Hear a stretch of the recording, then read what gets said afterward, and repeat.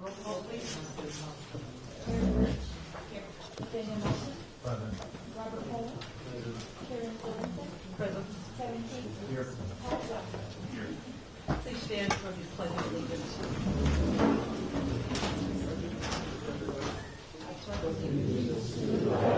Of the United States of America, and to the republic for which it stands, one nation, under God, indivisible, with liberty and justice for all.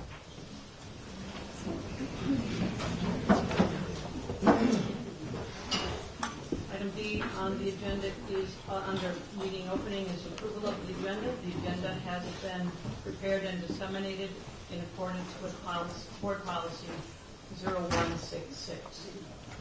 Chairman, I'd like to make a motion to agenda as written with one change. Under discussion and action, item D, I would like to see where that line says amending or other actions be struck. I'm not prepared to have any discussion on anything, because nobody proposed anything to us other than what was approved last month. Okay.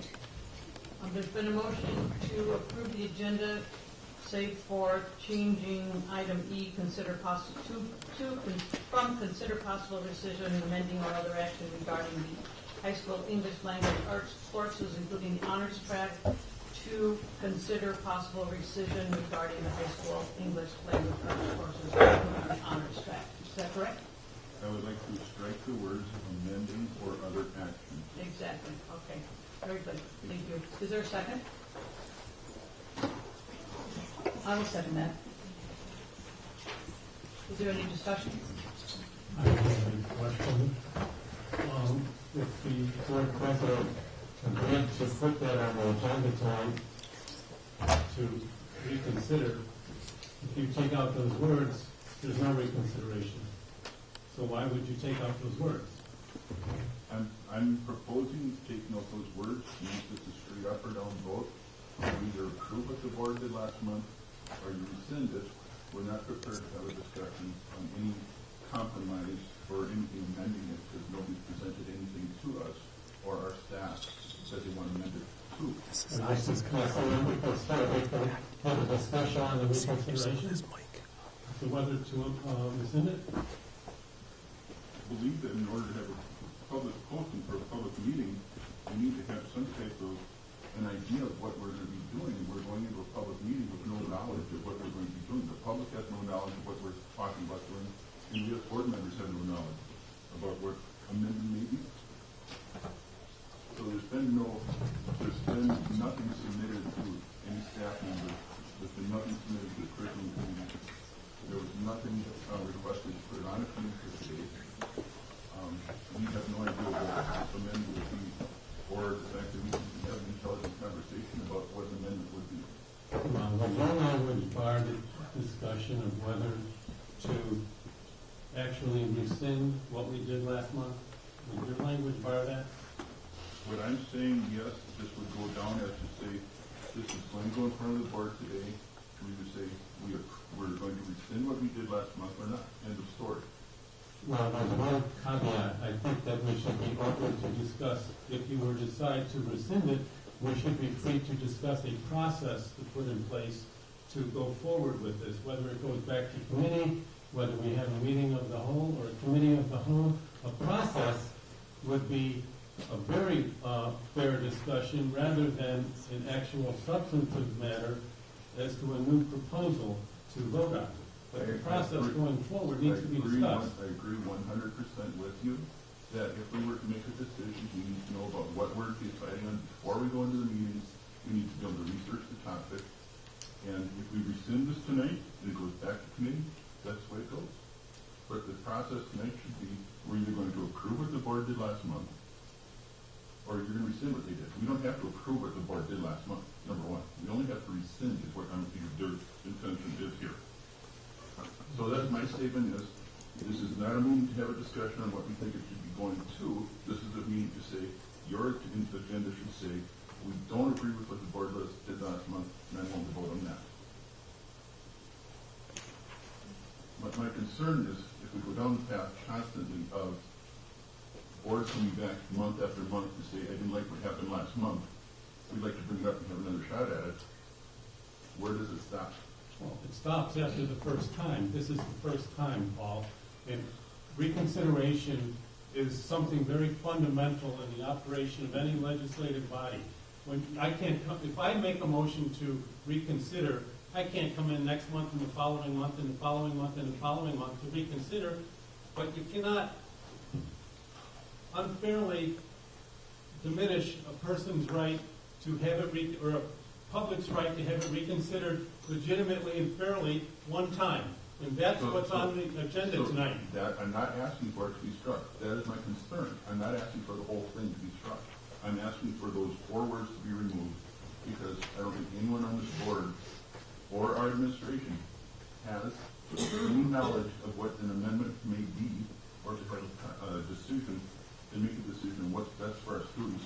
When somebody just comes to us right now and says, this is what you need to decide on, we haven't had a chance to go through any of these amendments that are being proposed, if there's going to be an amendment proposed. That's why I'm saying, strike those 4 words, let's move forward.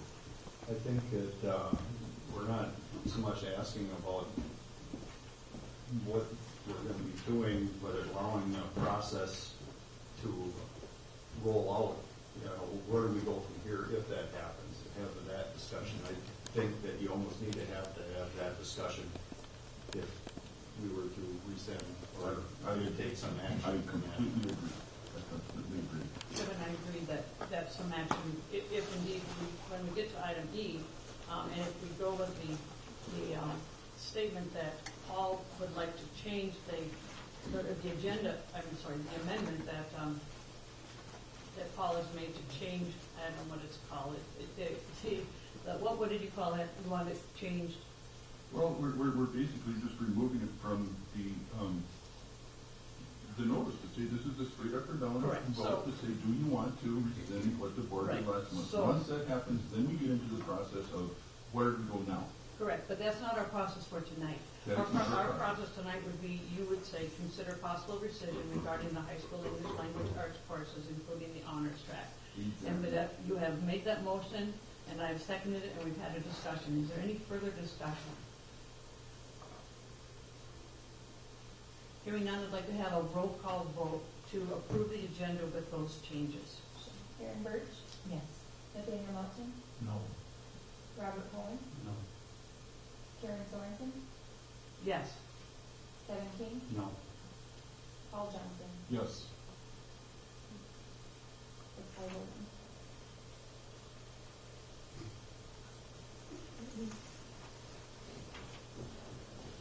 A tie vote would mean I'll make a motion to approve the agenda the way it's written then. all right, thank you, Paul. Do I hear a second? Second. Any discussion? All those in favor indicate by saying aye. Aye. Aye. Motion carries. Agenda has been approved. Next item on the agenda is to approve the consent agenda. Is there a motion to approve the consent agenda? I make a motion that we approve the consent agenda. Daniel has made a motion to approve. Is there a second? I'll second. And Aaron has seconded. Is there any discussion? Hearing none, all those in favor indicate by saying aye. Aye. Opposed, motion carries unanimously. The next item on the agenda is for 3 informational sessions, student, staff, and community recognition. And there are none tonight. Next item on the agenda is item B, administrative reports, wellness update, Sarah Hammer.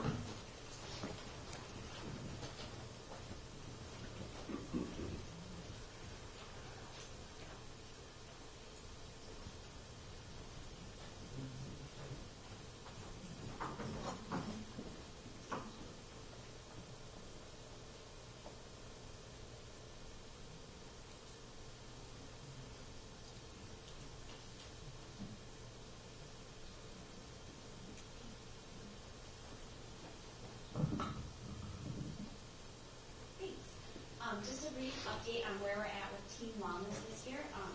Previously, a pretty active group, and as I started this year, sooner, so we took a brief break and then we started up again this spring. The wellness group, Team Wellness, supports our farm to school grant, supports our after school programming, and it also provides support for the USDA food service program. So we started meeting again, and we've come up with a logo and a mission statement. An important thing about the mission statement that we approved is the last statement, I'd say, supporting a sense of community, collaboration, and camaraderie within our Spooner Area School District family. As we restarted the wellness group, we found that there were a lot of groups at each school that were already doing wellness activities. So rather than come up with a whole bunch of new activities and new goals, we're looking at what's already been done and how we can support the work that's already been done. For example, there's parent engagement and PTA at the elementary school, both of which put on activities, both of which are wonderful. So how does the wellness committee support both of those groups? Lots of different groups doing great work. Another area of focus is staff wellness. We are looking at building some staff wellness into professional development days with the focus or the idea being that when teachers are taken care of and staff are taken care of, they'll be able to pass that on to their students and to their community. So how do we promote wellness among staff so that they can share that with the rest of the community? And then just some brief information up there about what's going on elementary school, middle school. The Family and Community Action Team at the middle school, which is not part of Team Wellness, is doing some wonderful work with wellness days and getting community groups in to support student wellness. Another thing we're looking at the middle school, we talked about at our last meeting, is how can we work on encouraging good attendance.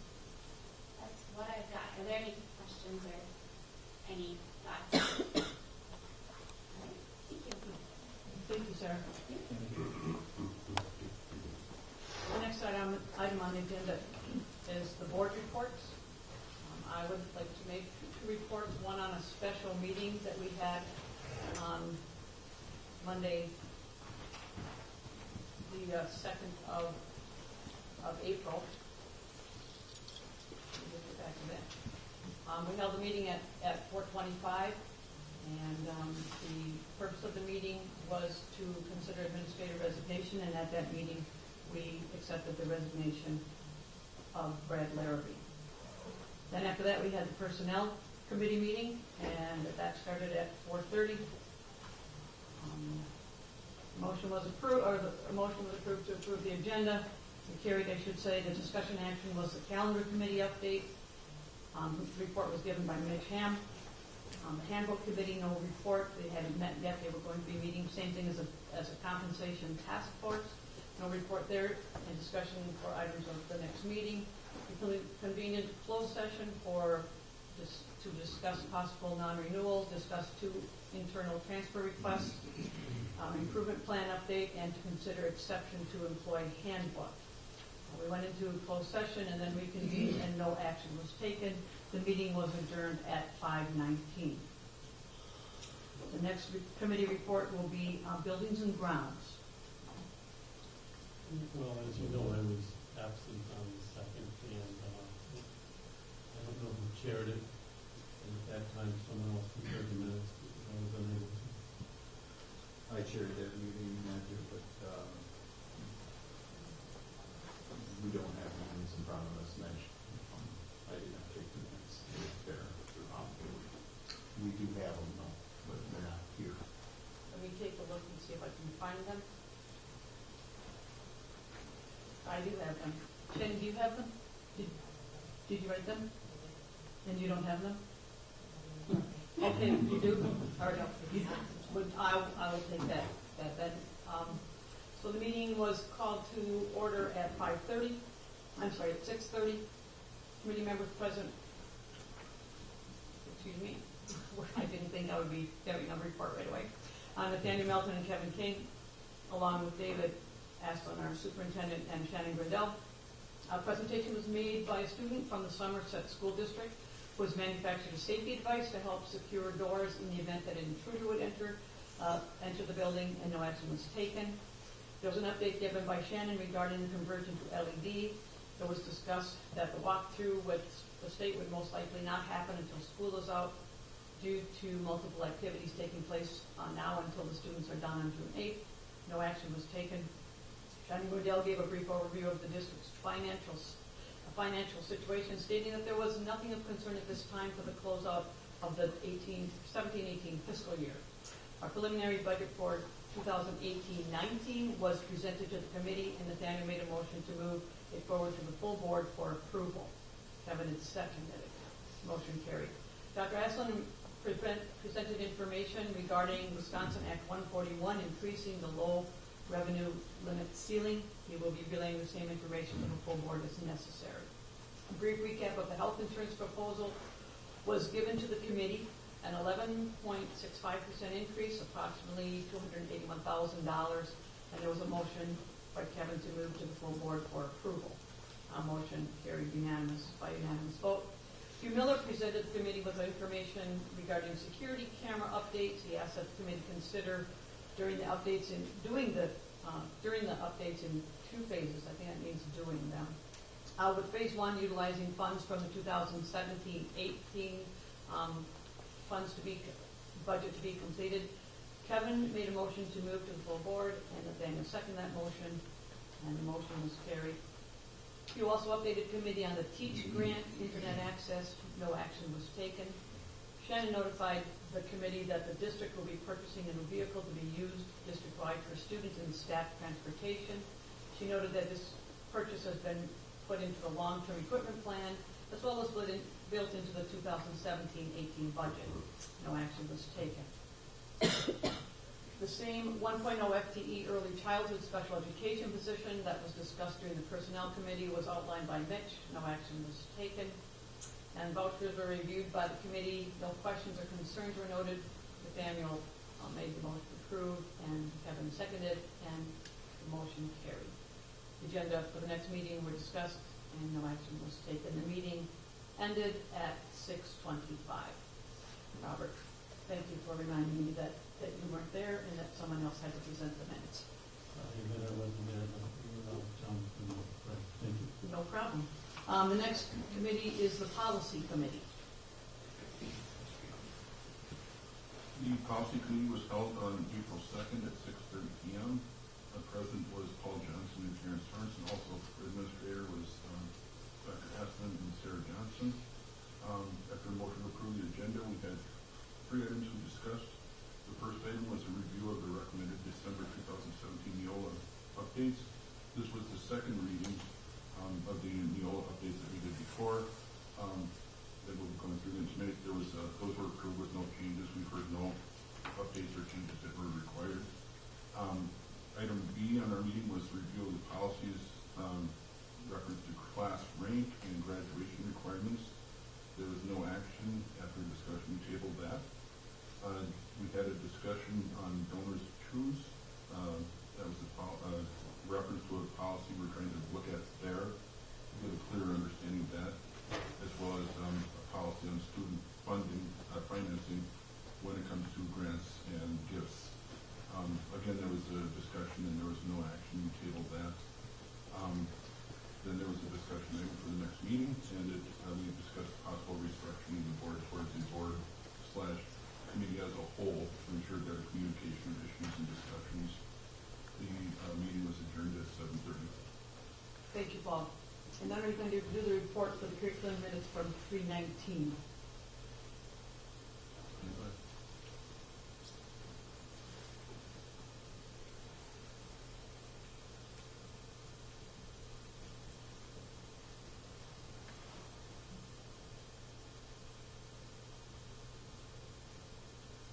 The meeting was held at 4:30 on 319. Present were Paul Johnson, Aaron Birch, and Kevin King. Also present was from the administration was Dr. Aslan, along with Sarah Johnson and Luke Sorgwall. Additional members present was Julie Rich and Karen Sorensen. At that time, we considered the 4K proposal. That was another update to the 4K proposal. After that meeting, after that discussion, there was a motion carried. There was a item B on that item on that meeting was a consideration of high school English language arts course offering. Sarah Johnson presented that for a second time that night. The item was approved and carried. Discussion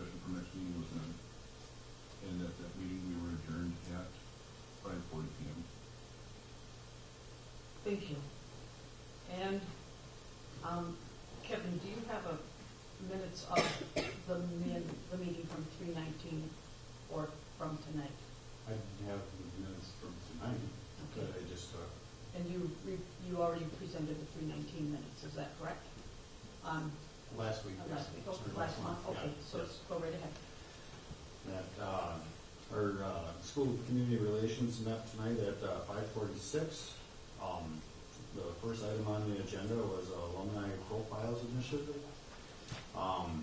This is an opportunity for our students to have the ability to network with some of our alumni that have been working elsewhere. They're interested in careers, chance to hook up and connect with them, and it probably will lead to things in the future. We're in the process of developing that and setting it up. Kristen Tischer is very much helping with that there. She's going to be a kind of our point person.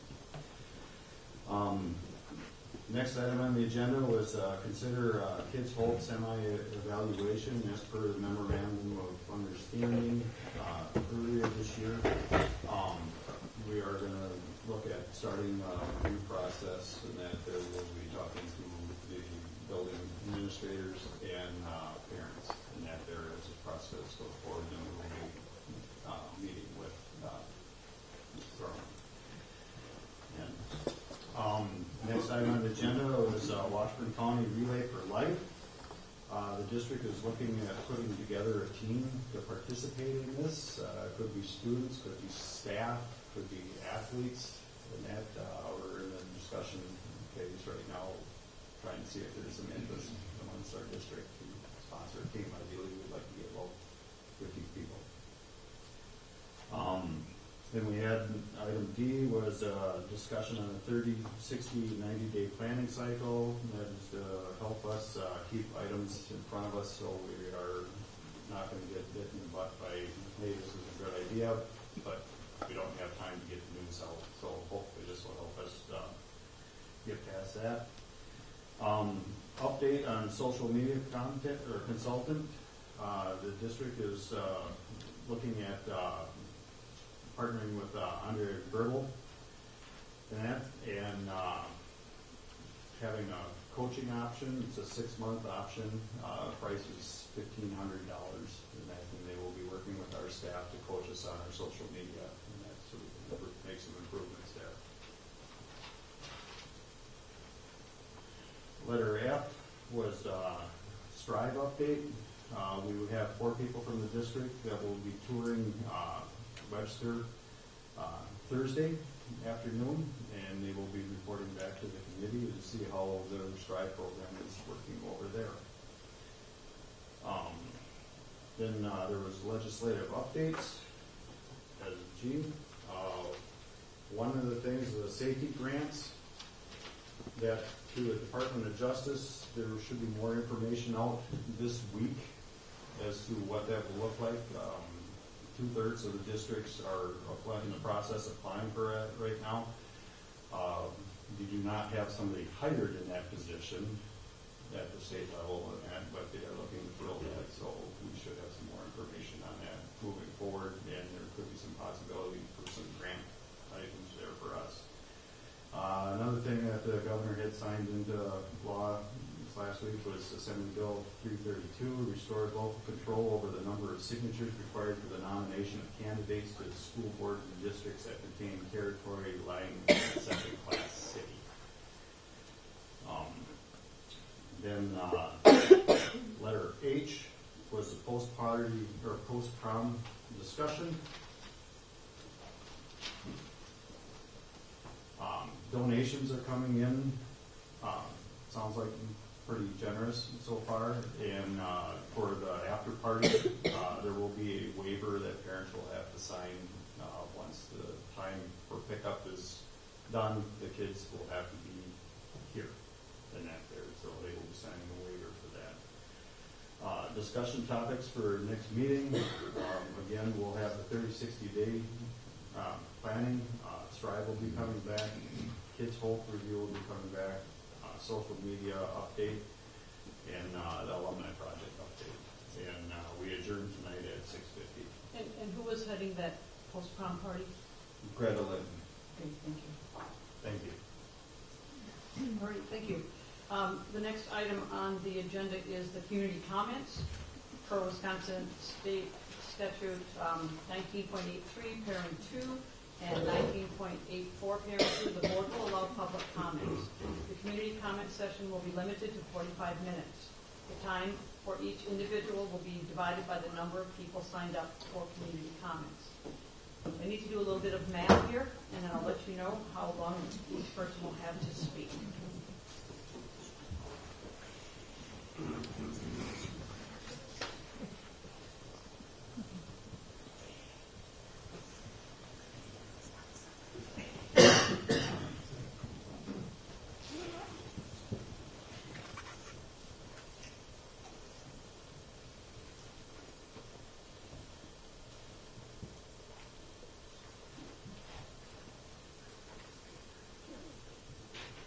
I will have a math person figure this out for me if you would. So there are, I just want to make sure my math is correct. There are 12 people signed up to speak. 12 people signed up to speak for 45 minutes. How many minutes and seconds is that? 3.75. 3 what? 3.75. Thank you very much. 3.75 and 0.75 and 60 is what? 45? Okay. So each person will have 3 minutes and 45 seconds to speak. I don't have a timer. Does somebody have a timer up here, please? Okay, Nathaniel, you will be in charge of that? Very good. Thank you for letting me know that.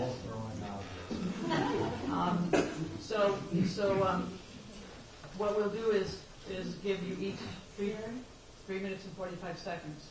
I think I put my name there, but I wasn't planning on doing it. I think I just signed the wrong thing, so you can give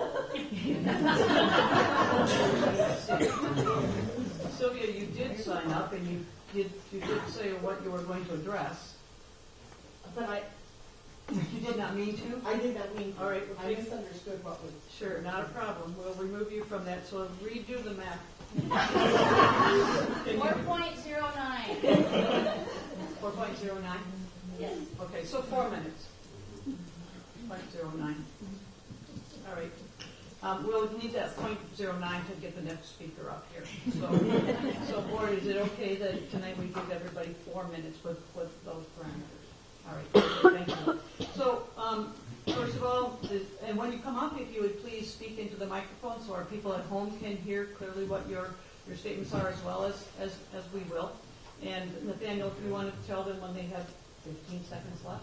Are you doing a countdown timer? Whichever way works for you. All right, so Nathaniel is on it. So our first community comment tonight will be done by John Holan from the town of Scott, changes to the English curriculum. John?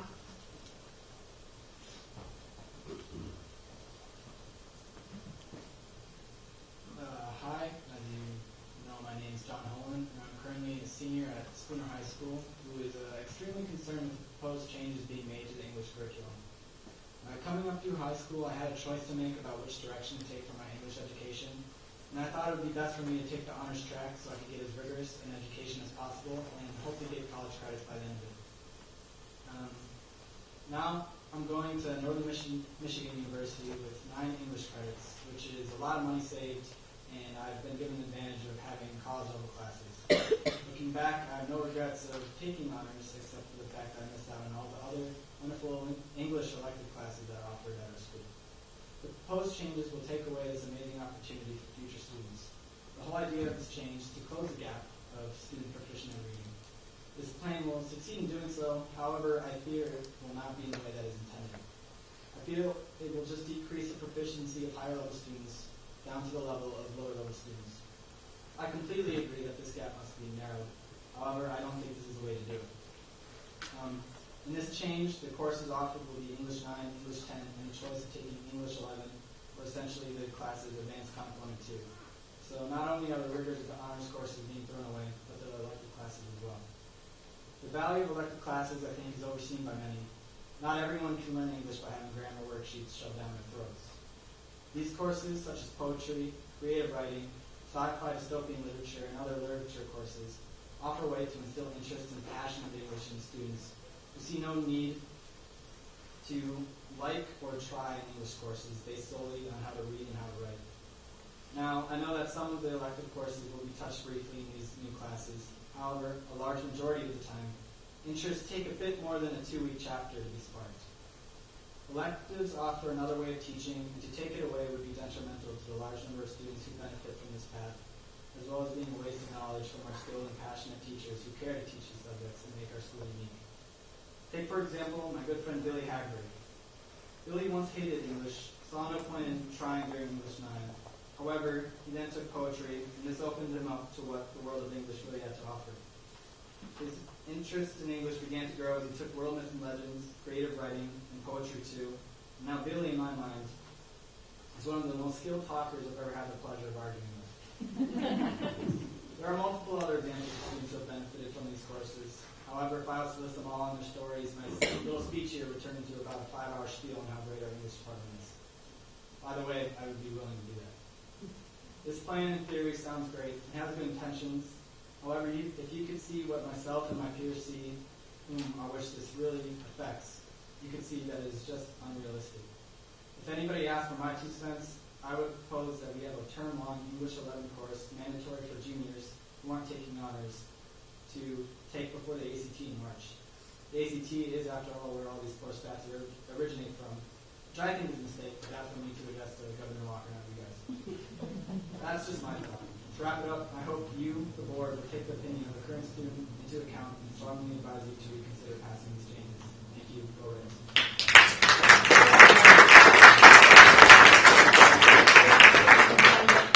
The next person signed up for community comments is Annette Hano from the town of Evergreen. Again, changes to the English curriculum. Hi, I know you already have received 2 lengthy emails from me.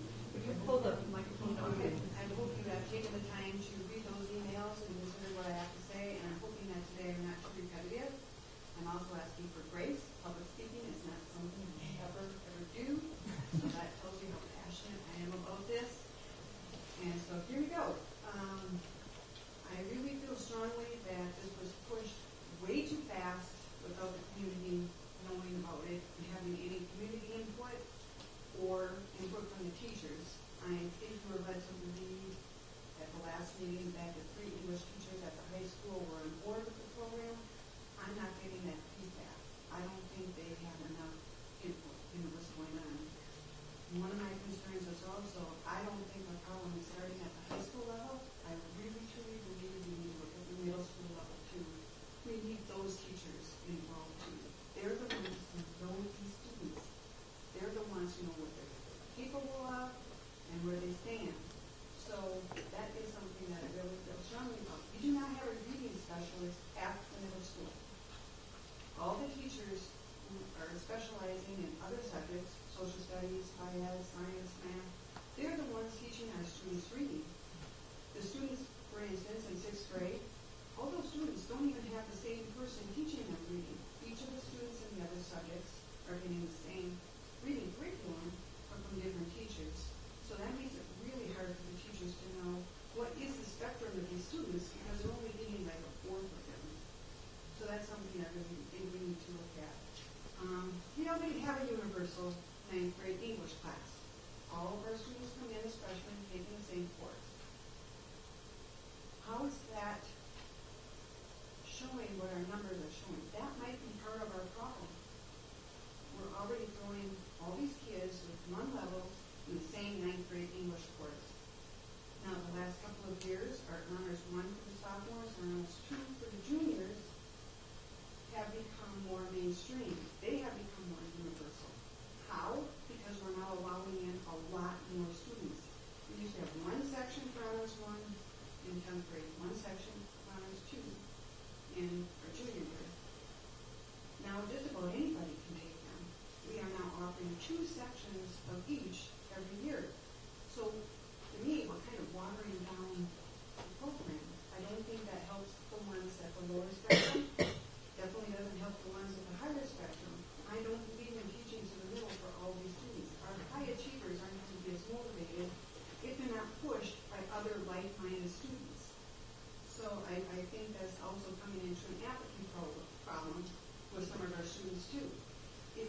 to ask them how they felt about these state tests that they take, you're going to get some interesting answers. Some of these kids are just filling in their little bubbles because it's just another test and they really don't care.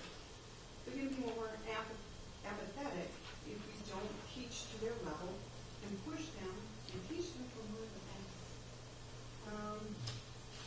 Let's see if there's anything else I have here. Oh, another thing I think we need to consider is maybe offering English to those students who are struggling year-round. Make it skinny for those freshmen and sophomores, because if they take English their first semester of their freshman year and then wait and take it the second semester of their sophomore year, you've got a whole year of nothing. My time's up. Okay. Thank you for listening.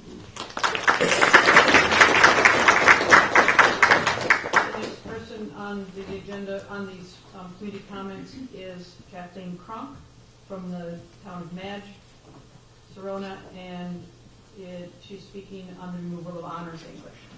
Yes, I am. And I thank the first two people who spoke. You did very, very well. I was really, I was enlightened, and I was just blessed to hear what you said. What I want to say to you, the board members, is this. I was young, and now I'm old.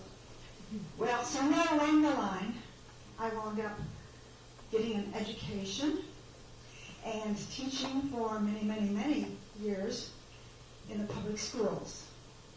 Now, it's interesting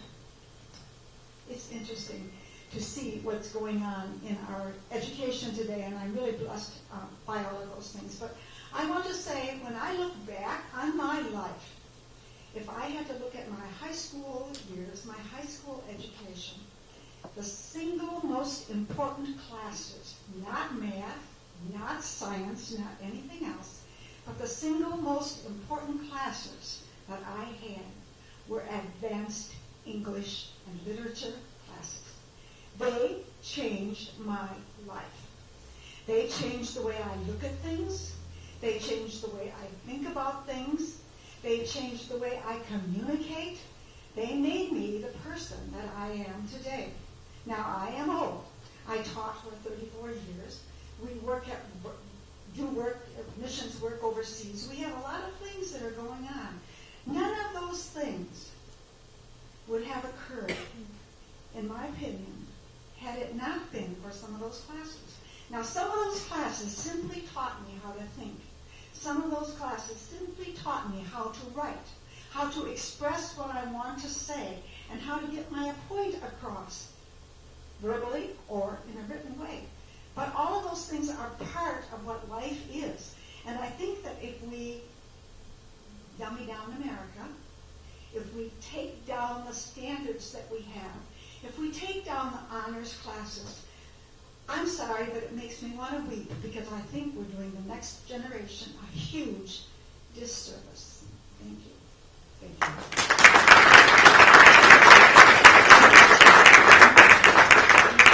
The next person in committee comments is Catherine Holman from the town of Scott, discussing or telling us about the English curriculum.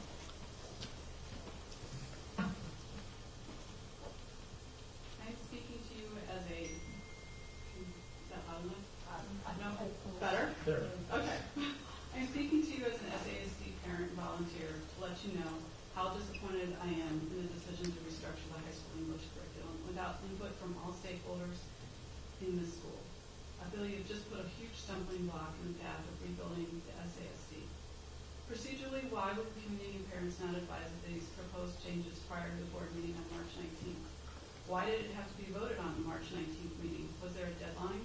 If so, why was this change not brought forward a couple months ago so the community and parents could comment on it? I'm a parent advisor on the high school title committee, which had a meeting on March 15th. We spent over 4 hours talking about the apathy of all students, which showed in school spirit, grades, test taking, and overall attitude of the student body. We looked at data and discussed gaps based on the data in math and English and how the school could re-engage these students. At no point in this discussion was the possibility of a total restructure of the English department ever addressed. Why? If the administration felt strongly about the restructure and how it could help close those gaps, why wasn't it brought up as an example of what the school was going to do? Why are these changes being made solely on data? And flawed data, in my opinion, neither the ACT nor any other time test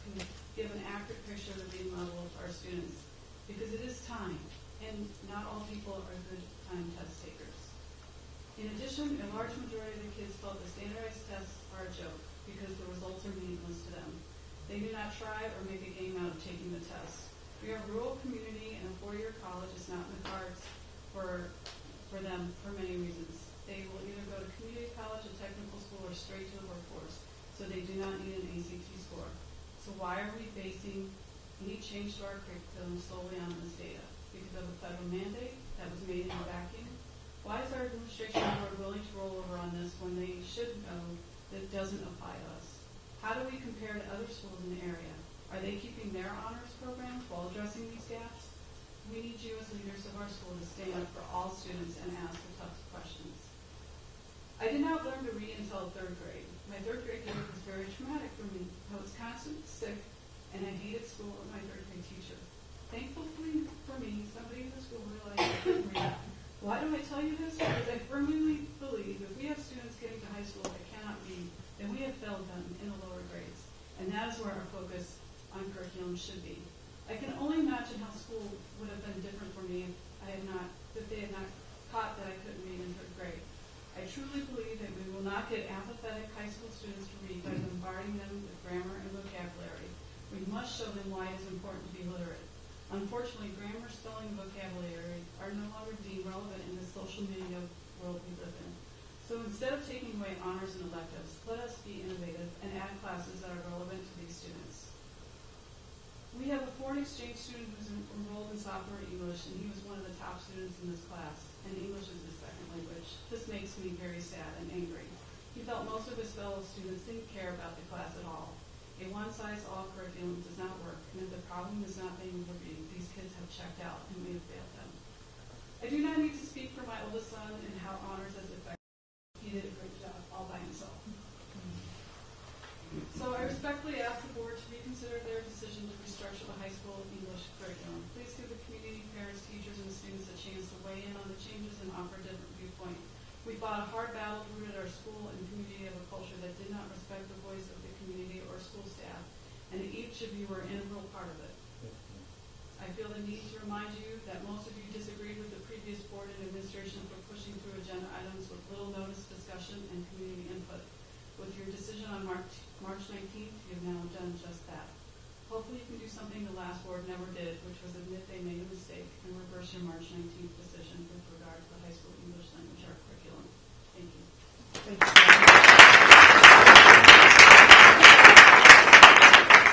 The next speaker listed is Peg Miller from the town of Evergreen about the English curriculum. I decided to pass. Thank you, Peg. All right, the next person on the committee comments is Kevin Crump from the town of Madge about English.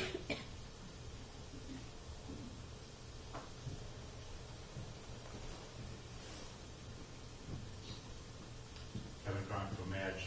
Haven't been up here for a while. We missed your face. We missed your face. First, I want to just thank each of you for being on the school board. I know it's a pretty time-consuming and thankless job. Second, I also want to tell you that I'm very disappointed as well. I'm disappointed in the way an outgoing administrator stressed the importance and urgency of making immediate, major changes to the high school English honors program due to achievement gaps. Recommendations made and acted on seemingly with little to no input from the English department or a chance for any public input. There was no discussion. It didn't appear other options were provided or discussed. Third thing is I want to say is we can do better. Where's the conducting excellence or the engineering opportunities in this decision? I implore you to rescind last month's decision and have further dialogue with staff and stockholders. Include the parents, include the students, who I suspect would like to take some ownership of their own future, and also including the incoming principal who will be expected to implement any further decision the board makes. Thank you. Thank you.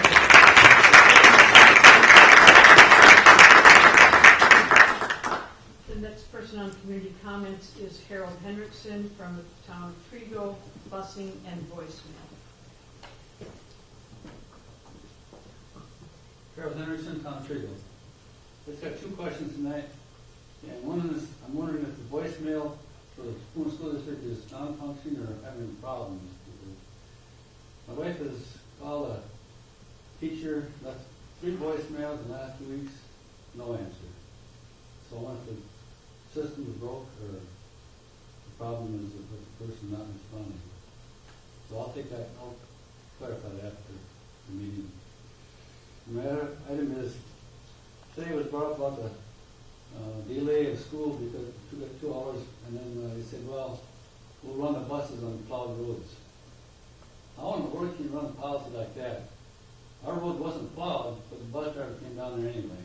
I mean, we had no idea until the bus showed up whether it was going to come or not. And I can't imagine that the busing contractor trying to run busing routes, oh gee, there's a closed road, I got to go around. Well, they're on a time schedule. You can't be picking and choosing which roads you're going to drive on. Either do them all or do none of them. Thank you very much. Thank you.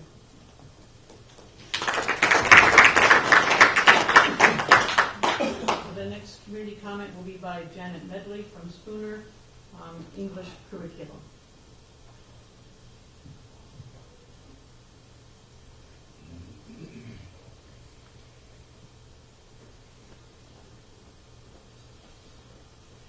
Good evening. Thank you for taking time to listen to our comments. My daughter Rachel is a graduate last year from Spooner High School and benefited greatly from our Jewel program, our honors program here at Spooner High School. And she bent my ear for about 45 minutes last night, and she just couldn't believe that it was no longer going to be part of the curriculum here at the school. It has made such an amazing impact on her life as a college student, and she's only a freshman. And she's taking an honor program there, and she said, Mom, if I hadn't had that honors curriculum, I would be lost right now.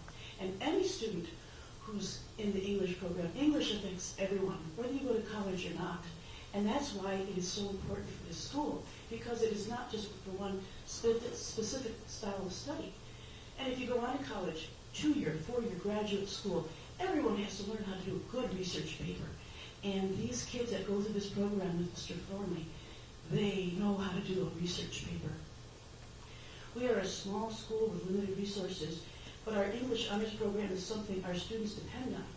And we got this one right. Our priorities have been in the right place, and it's working. It's been working for years. And the program has greatly served our students, and it makes them competitive with larger schools. No matter what the field of study, that ability, like I mentioned, to do a research paper is so important. And honors English classes are a taste of the rigors of college standards. That's why they get it here for the first time. And they prepare students toward writing excellence. And of course, it's already been mentioned, the savings of time and money, credit toward college requirements. Cutting the honors program is like cutting our honors kids off at the knees. I feel the decision to drop the honors courses is short-sighted, and maybe it doesn't get to the root of the problem. If the test scores are too wide and are suffering, we need to correct it perhaps before they even come to high school. Excellence requires sacrifice, and it is the responsibility of the school district to provide a foundation of English before the kids come to high school. It is not the responsibility of the honor students to correct the curve. Well done. The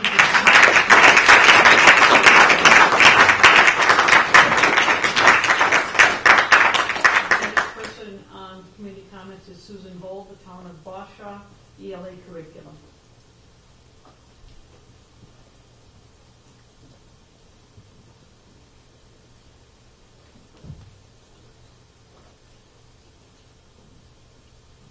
Thank you for giving me this opportunity to speak. I'm going to shorten my comments because I don't wish to repeat what has already been said.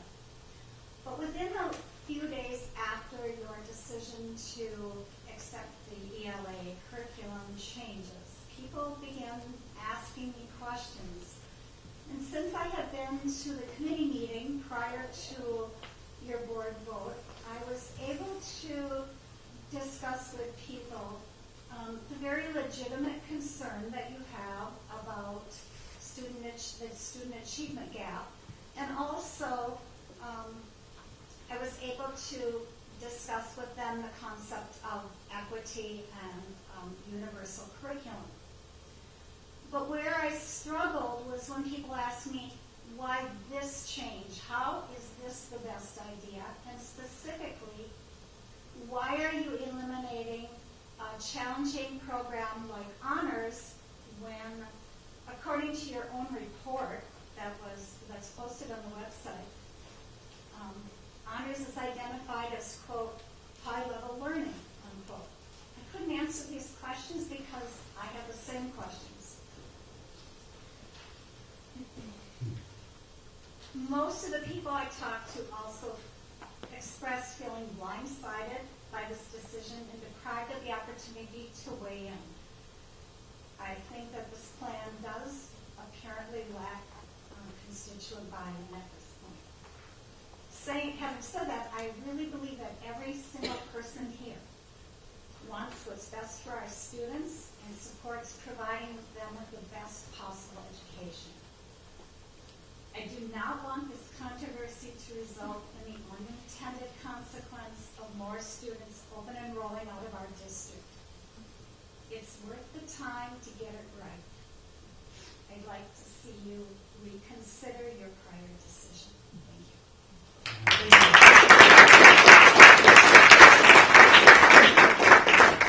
The next person for community comments is Julie Rich from the Township of Spooner about the ELA.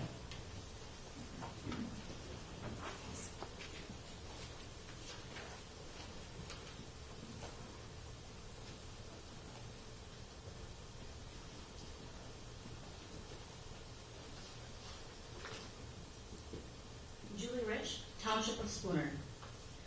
I am here to ask the board to reconsider last month's decision regarding the English program. First of all, I would like to apologize. I am truly sorry I was unable to complete the last month of my term. I felt that I could not support, defend, or be a part of that ELA decision. We are reconstructing the English program based on reading scores and our state report card. We really are not much different than surrounding districts. We have a higher ELA student achievement rate than Barron, Hayward, and Cumberland.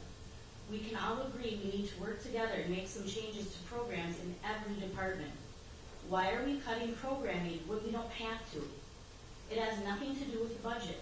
In fact, this restructure will cost the district a pretty good chunk to create the curriculum.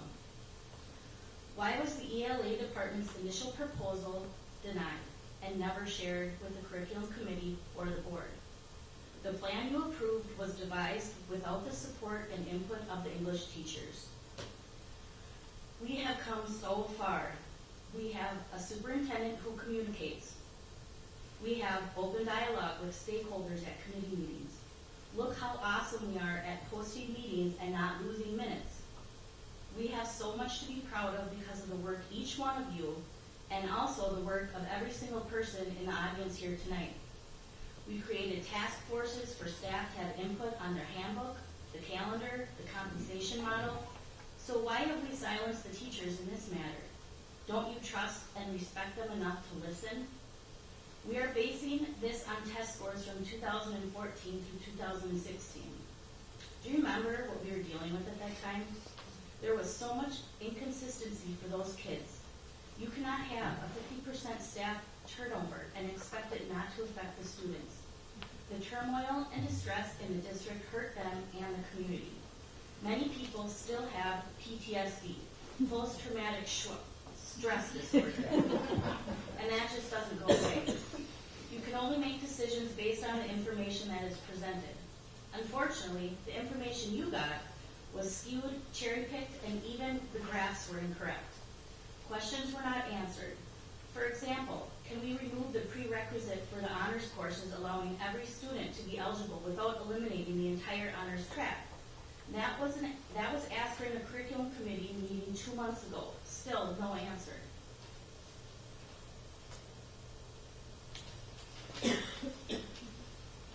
If the information presented doesn't add up, please look into it. Research and ask questions. We have come too far to become a rubber stamp.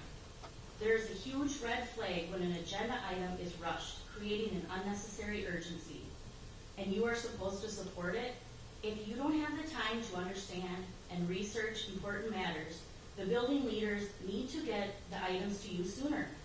This ELA item is not an emergency or a surprise. We have had quite a lot of time to complete this. I am very curious if we have improvement plans for each school utilizing our reading specialists. Are the supports and interventions at the high school helping to reduce the achievement gap? Shouldn't that be where we start rather than trying to condense and eliminate courses? Along with the honors track, there are 13 to 15 other courses that will be, in some form, lost. Equity does not mean making all kids take the same classes. According to the DPI, equity means making sure every student has access to what they need at the right time in their education. If our goal is to increase student scores and performance, I think we can do a better job of working together. Please rescind your previous decision and allow teacher, student, and parent input without funneling it through people who don't share all of the details. This really means a lot to a lot of people. Thank you. The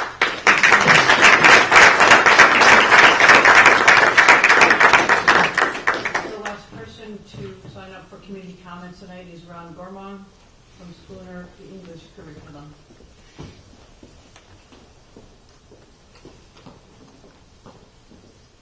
I too want to thank you for listening to our comments tonight. And first thing I want to say is Karen and I are just so grateful for this school and what it's meant to our family and our 3 kids. And one of the high points for our kids has been the English honors curriculum. I openly confess I'm not an educator, I'm a father, and I'm a pastor of a local church. And from that vantage point, there are a few realities that I have observed and I believe to be true. The first is that all are not created equal. Yes, all are created equal in the terms of worth and value, but not all are created equal in terms of ability and capacity. And that's a hard thing to talk about, but it's true for all of us. There are pastors with greater leadership capacity or better speaking ability than I, and so my job is to live up to the best that I can be. And I think that has implication for how we educate our children, that all students are created equal in terms of intrinsic worth, but they're not created equal in terms of capacity. And I think we need to respond to that reality appropriately in the strategies and methodologies that we use to educate our children. One size does not fit all. Second thing I've observed and believe to be true of life is that the kind of educational experience that best prepares our students for success beyond high school, both educationally but also in life endeavors, that there are 3 really important realities. One is that kids know how to read and understand at a deep level, that kids be able to analyze and reason and think critically, and that kids be able to write in a cohesive, coherent, and interesting way. That really doesn't matter what career you pursue. And in today's world, we often pursue different career paths at different points. But if you can read and understand, and if you can critically analyze, and if you can write, no matter what your career path happens to be, you have the edge. My opinion is test scores alone do not correlate to the game-changing abilities that I just mentioned. Third thing I observe is that we live in a competitive world, educationally as well as in other ways. And parents, especially parents with higher capacities, will choose whatever school offers their son or daughter the greatest opportunities, including academically. And I believe that one of the great educational edges that we have here in the Spooner school system is the Honors English program. So it's really hard for me to understand why we would consider watering that down or perhaps even ditching it entirely. I realize we live in a world that's changing so fast. Our church is working like crazy to stay on the edge of things, and I understand the challenge you're facing. And maybe there are some challenges some changes that need to be made. But I'm really asking you to reconsider this English honors program decision, because in my opinion, it's one of the best things the school system has going. It sets us apart. If I were a family moving into this area, especially if I had kids created with a higher capacity for learning and for life endeavors, there is no question but what this English honors program would matter to me, and it would matter to me a lot. As senior pastor of a larger church, I end up hiring staff pastors and other personnel. In fact, I was just in Indiana this past week interviewing and recruiting for an open position at our church. And I can tell you that when I am courting new employees or potential new employees, one of the things that always gets talked about is the school system. I'm talking about people from Indiana, people from Michigan, Maryland, wherever. And one of the things people care about are the schools. As a long-term citizen of this community, I love it. I love it when I can say that schools are great. I love it not so much when I have to dance around. 3 or 4 years ago, I was standing in line at the June Dairy Breakfast at the fairgrounds, and there was a young couple standing there in front of me. One or both of them were doctors in the Twin Cities, had a cabin in the area, and were thinking of taking jobs up here. And this was their question to me. Tell me about the schools. Tell me about the schools. At that particular time, our schools were not doing so well. I had to dance. School board leaders, what I'm saying is this: for our community to be strong, we need to continue to attract adults with capacity to lead in various venues. And to attract high-capacity adults, usually, they have high-capacity kids, and we need programs like this English Honors Program. In closing, you have a very unenviable job. You're leaders. And I'm a leader, and I know the cost. And I want to thank you. My hat is off to you tonight for what you're doing. And I realize that as a leader, most of the decisions you make are not black and white. They're nuanced. And there are things to be gained, and there are things to be lost with every decision. And so you have to weed through that. I understand. But I'm just asking you, please, in this particular decision, take all the time you need, do your homework, and count the cost. As a father who no longer has kids in the school system, but other parents do, and as an employer hiring folks that we want to move into this area, and as a community leader who cares about the strength and future, not only of our schools, but of this whole area, I'm asking you if you would please rethink and reconsider your decision. Thank you.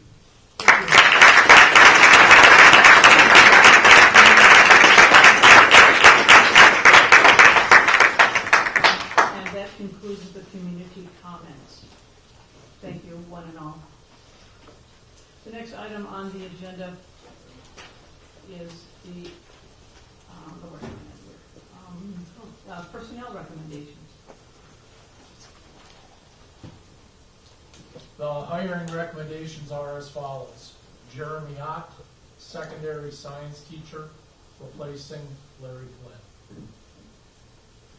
Mark Askelson, high school head cross-country coach, replacing Dylan Gresky. Sarah Gilbert, elementary art teacher, replacing Kathy Gapper. Ryan Prendy, lead custodian. This is a modified position and not replacing anybody. Tony Burns, elementary special education teacher, replacing Denise Swan, who's going back to her previous position in the classroom. And Dennis Schurz, high school principal, replacing Sarah Johnson. Can I have a motion to accept these hirings? I'll make a motion to accept the items. And is there a second? I'll second. A motion by Kevin and a second by Aaron to approve the hirings as stated. Is there any discussion? Hearing none, all those in favor indicate by saying aye. Aye. Opposed? Motion carries. We have 2 transfers before you this evening. The first one is Rhonda Carlton, and she, the new position is teacher on special assignment, 0.5 FTE 4K coordinator, 0.5 FTE early childhood special education. She's able to retain job rights to 1.0 FTE early childhood special education.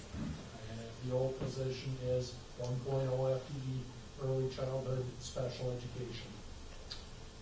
The second is Josh Fiesel, Spooner High School physical education teachers, the new position transferring from the Spooner Middle School physical education teacher position. Can I have a motion to accept these transfers? I'll make the motion. Second. Paul has made the motion, Nathaniel has seconded. Is there any discussion? I just had a question that I didn't ask prior, but Rhonda, she's able to retain job rights to her other job. Is that listed as any time limit, or is it just in the contract? Just in the contract. Okay, thank you. Any other discussion? Hearing none, all those in favor of the transfers indicate by saying aye. Aye. Opposed? Motion carries. You have 2 resignations before you tonight. Amy Rappel, girls basketball varsity coach, 3 years of service, and Dylan Gresky, assistant track coach, 2 years of service. Do I hear a motion to accept these resignations? I'll make that motion. Okay, Mel has made the motion. Is there a second? Seconded by Aaron. Is there any discussion? Hearing none. All those in favor indicate by saying aye. Aye. Opposed? Motion carries. Please thank those people that are resigning from those positions by a round of applause, please.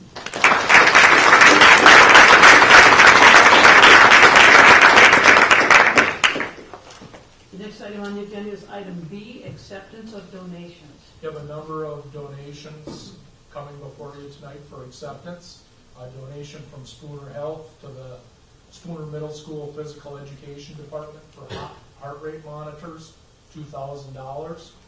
From Essentia Health to the Spooner Middle School Physical Education Department for heart rate monitors, $2,100.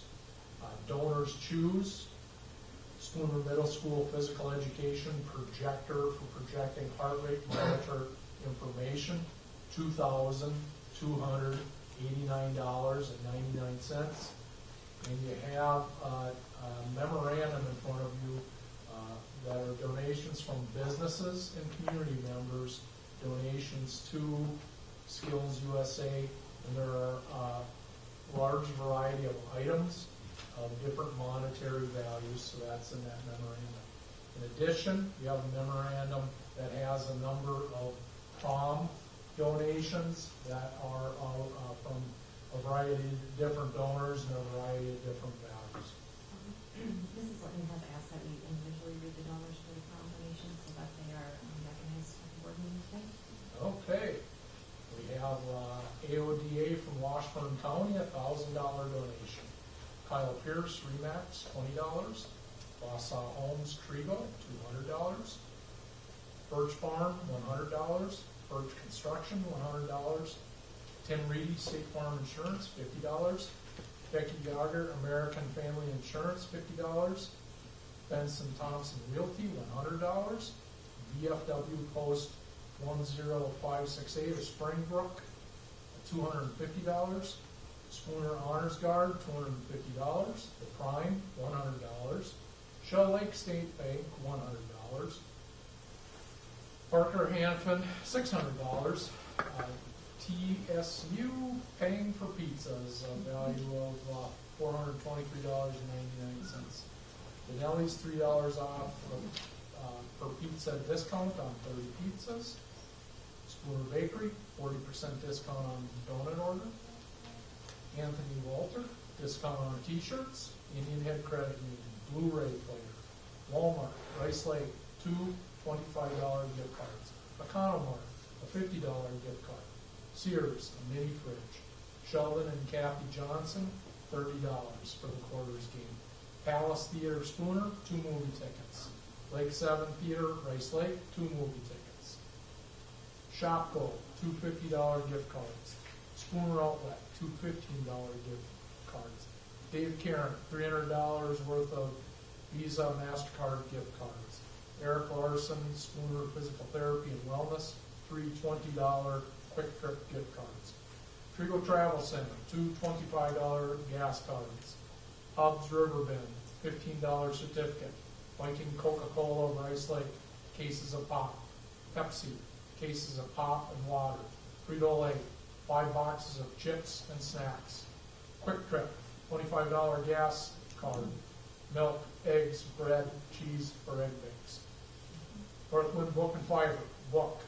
iPlay, 2 vintage arcade games for use during the night. Dolls Furniture in the general store, variety of household items.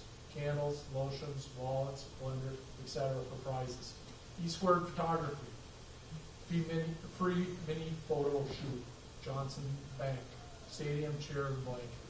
Bank of the West, 2 bags. Spooner Area School District, coffee mugs, carabiners, mini flashlights, magnetic clips, and mini whiteboards. Red Cross Pharmacy, 2 Spooner Under Armour sweatshirts. Spooner Health, flat screen TV, Wild River Sports, vest, $70 value, Marine Rebec, free knocker ball rental all night, Dan and Becky Birch, decorations and photo backdrop, Brad and Michelle Jepson, computer, set of Beats headphones, paper products, and egg bakes and French toast bakes. Spencer Holland, post-prom t-shirt design. Caleb and Sarah Melton, organizing the post-prom games. Jerry Moore, prom poster design. Spooner Middle School Physical Education Department, use of ping pong tables and equipment. Parent committee, time, talent, skills, and own money towards miscellaneous items. Still to come are donations from Alley Cats and Holiday. And there's a note on here.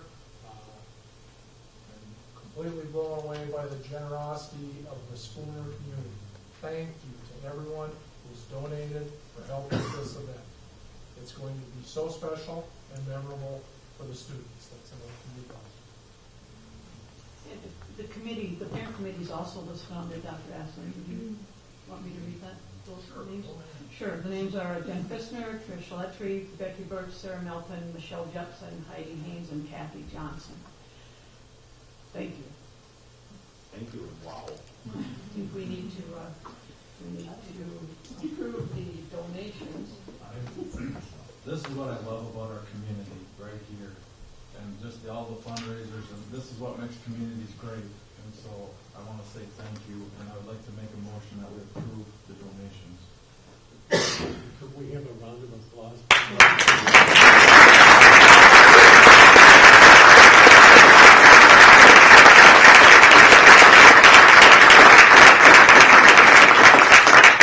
And I would entertain a second for that.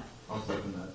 The motion has been made by Nathaniel and seconded by Kevin, I believe it was, to accept all of these donations. Is there any discussion? Hearing none, indicate by saying aye. Aye. Those opposed? Motion carries. The next item on the, is there another fundraiser? The next, yes, the next item on the agenda is the fundraiser request. You have a request from the Skills USA chapter looking to do a chili feed and raffle at Tony's Riverside on May 5th from noon to 3 p.m. Skills USA chapter is dedicated to students learning employability skills and becoming the best workers in the industry.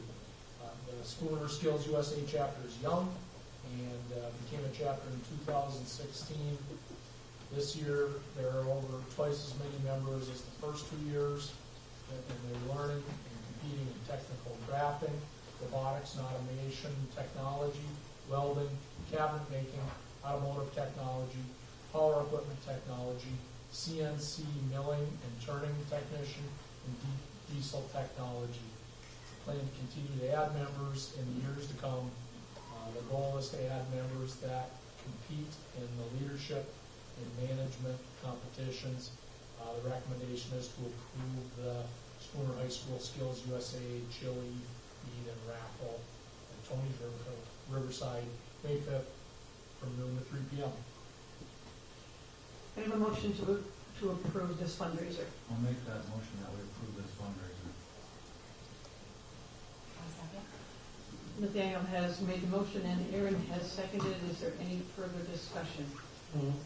Sure, and I'd just like to stress that this is such a great organization. We need to public relations it more, we need to advertise it more. It needs to be on our website, it needs to be on Facebook.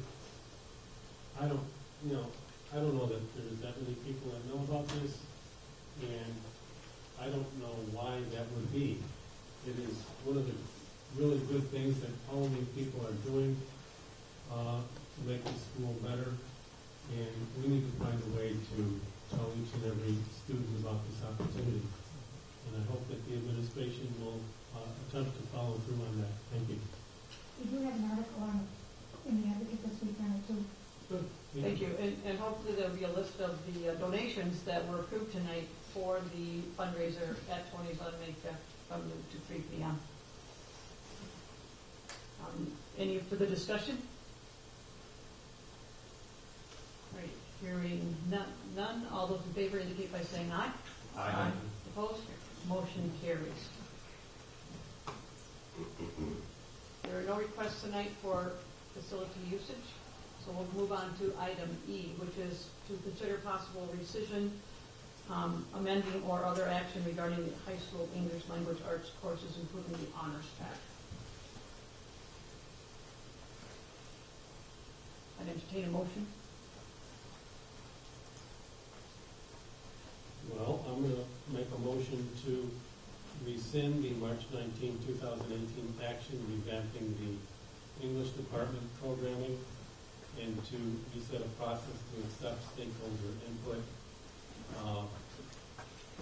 That is the motion. I second that motion. Okay, there's been a motion to, did you get that down? Not the Caitlin? whole thing, no. All right, Robert, could you repeat that motion, please? Motion to rescind the March 19, 2018 action revamping the English department programming and to reset a process to accept stakeholder input and to provide adequate notice.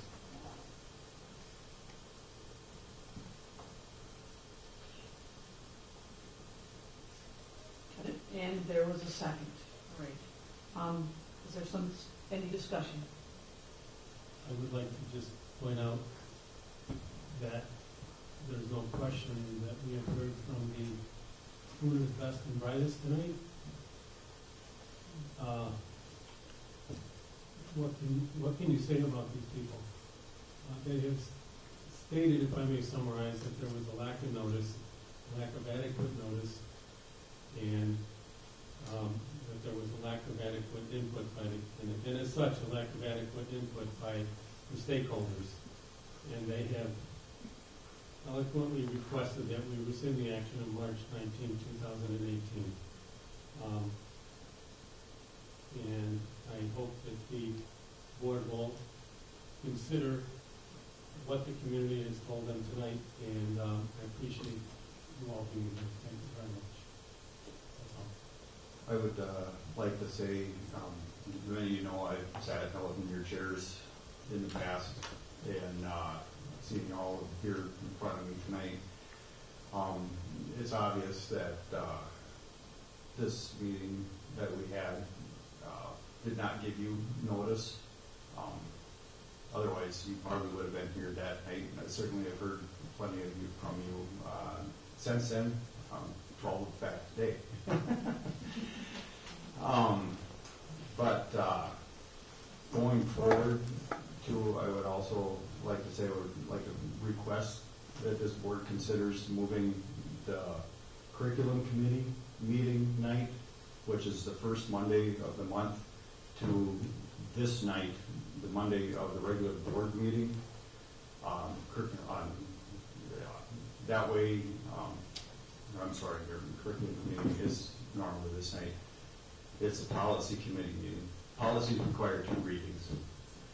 And that means there's 2 full board meetings that the public can react to. I don't want to have an opportunity like what just happened and have no opportunity for the public to respond to board members.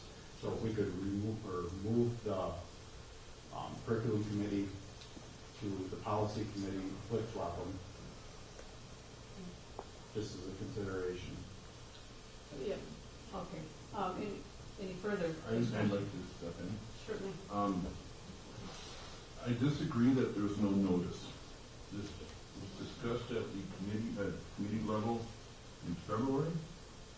It was discussed, back in January. It was discussed in February. Came in front of the board twice. I don't know how else we can reach out to our community. It has been posted, it has been discussed, it was on the website. It is everywhere it needs to be. It was posted correctly for us to take action. I received multiple letters and I answered every single one of them. Every single one of them is praising our wonderful honors program, and I agree.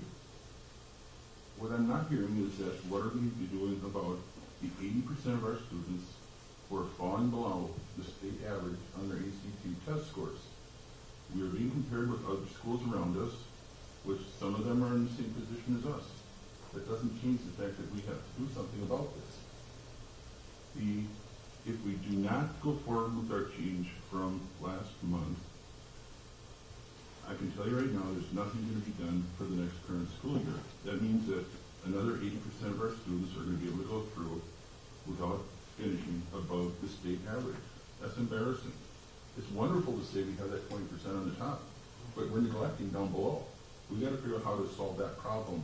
And I'm not hearing how to solve that problem. I've got our administration that's presented us with a solution. Another thing we did earlier last fall, was we incorporated a partnership with CISA, where we're doing distance learning with students next year, beginning this next school year. And looking at their agenda, their content of what they're doing for next year, I see 19 courses that are offered for online students, for our schools, our students that can jump in and take college level courses, technical school courses, just in the English language arts. That's 19, in addition to what's been presented by our administration. The opportunities that are there for our students next year are going to continue to be there with the program that is being proposed. And if anyone wants to correct me, I'll go to the secretary to please correct me. The top 3 English language arts programs that are part of the proposal for next year that we approved, the top 3 courses have no content in those courses at this time. We have reached out to our staff and said, please get together, create this curriculum, put the content into these courses. It may mean renaming those courses to whatever we wish them to be, but we have to address the problem of our entire student body. And are we doing what's best for our school district by not going along with this? I agree that we can change the courses. We need some people to help us to put the content into the top 3 courses, which is our curriculum. We may rename them. It could be called Honors 1, 2, 3. But we need to put more students into the classroom so that they take the English courses that we're providing them. We are offering more advances for our students. And I agree that electives are wonderful. Electives are great, as long as we're covering the basis before we put students into elective courses. That's what's not happening. And the data is coming from the ACT test scores. That's the data that's used across the country for college entrance exams, for everybody. That's the data that's comparing us to every student around the state, to Cumberland, to Hayward, to Milwaukee. We're being compared against the rest of the students. I'm sorry that we can't sit here and say everybody's on board with this. I don't know what we could do different to bring the community in. It was posted. This has been going on since last fall. We've allowed our administration to meet with the best people available through the CISA program. We've allowed them to meet with our current staff that's teaching. Everybody doesn't agree. But we have to sit back and say, what are we going to do for the good of our district? And I'm hearing a whole lot about the top students that are doing wonderful and moving on. And every single one of them sent me their testimonial, all about how good this district was for them. And I'm thrilled to hear that. But I'm also very disappointed that we're letting 80% of our students finish below the average level. The fact that our high school students are leveling off tells us that for the past 5 years, those ACT test scores are not rising. They're taking advanced level courses, but our top level scores are not rising. The state average is rising. Our bottom level is also not rising. So we're plateaued on the top, we're plateaued on the bottom. That means our average is plateaued. As the state average continues to go up, we're going to be coming further and further below. We have to take action. We have to do it now. We can't let another class go through without improving our scores, at least making an attempt to improve. I'm concerned about the fact that we're focusing all on top and we're not focusing in the middle. We can rename those 3 courses if you'd like, put content in there to be the same if you'd like. It's not going to be identical, but we're at least moving forward, putting more students in the classroom. Is there any further Yeah, I have a discussion? comment. The problem is there was no adequate notice. The notice of the March 19th agenda was fatal on its face. Not one person came on that night because the notice was adequate. Nobody found out that we had done what we did until after the meeting. There were no public comments. Now, do you believe for 1 second that not one of these people would have been here had the notice actually said what it was supposed to say to reasonably apprise the public of the action about to be taken? That notice was disingenuous at best. It was a violation of the state statute at worst. Nobody came. We have 80 people here tonight or 50 people here tonight. They all made public comments, not one public comment. So how can you say, Paul, that the notice was adequate? Absolutely impossible that there could be any interpretation of that notice at all, except that it was fatal on its face. We've corrected that, and look at what's happened. They've all come to tell us their ideas for why we shouldn't do this, that the data was flawed, that they have ideas as to what we could do to salvage the honors program, but at the same time, and the electives, but at the same time bring all of the other people up.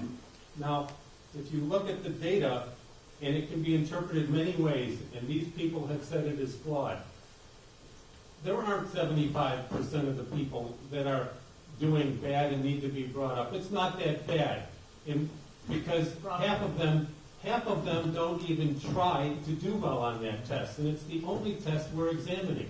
Robert? And it doesn't say that other communities that have honors programs, what are they doing to keep these honors programs? Why have we not looked at what they're doing and tried to incorporate that into what we're doing? None of those have been addressed by Paul, and he's in charge of the curriculum. None of those ideas have been taken into consideration. All right, Robert. Beyond my belief. I would like to ask a question.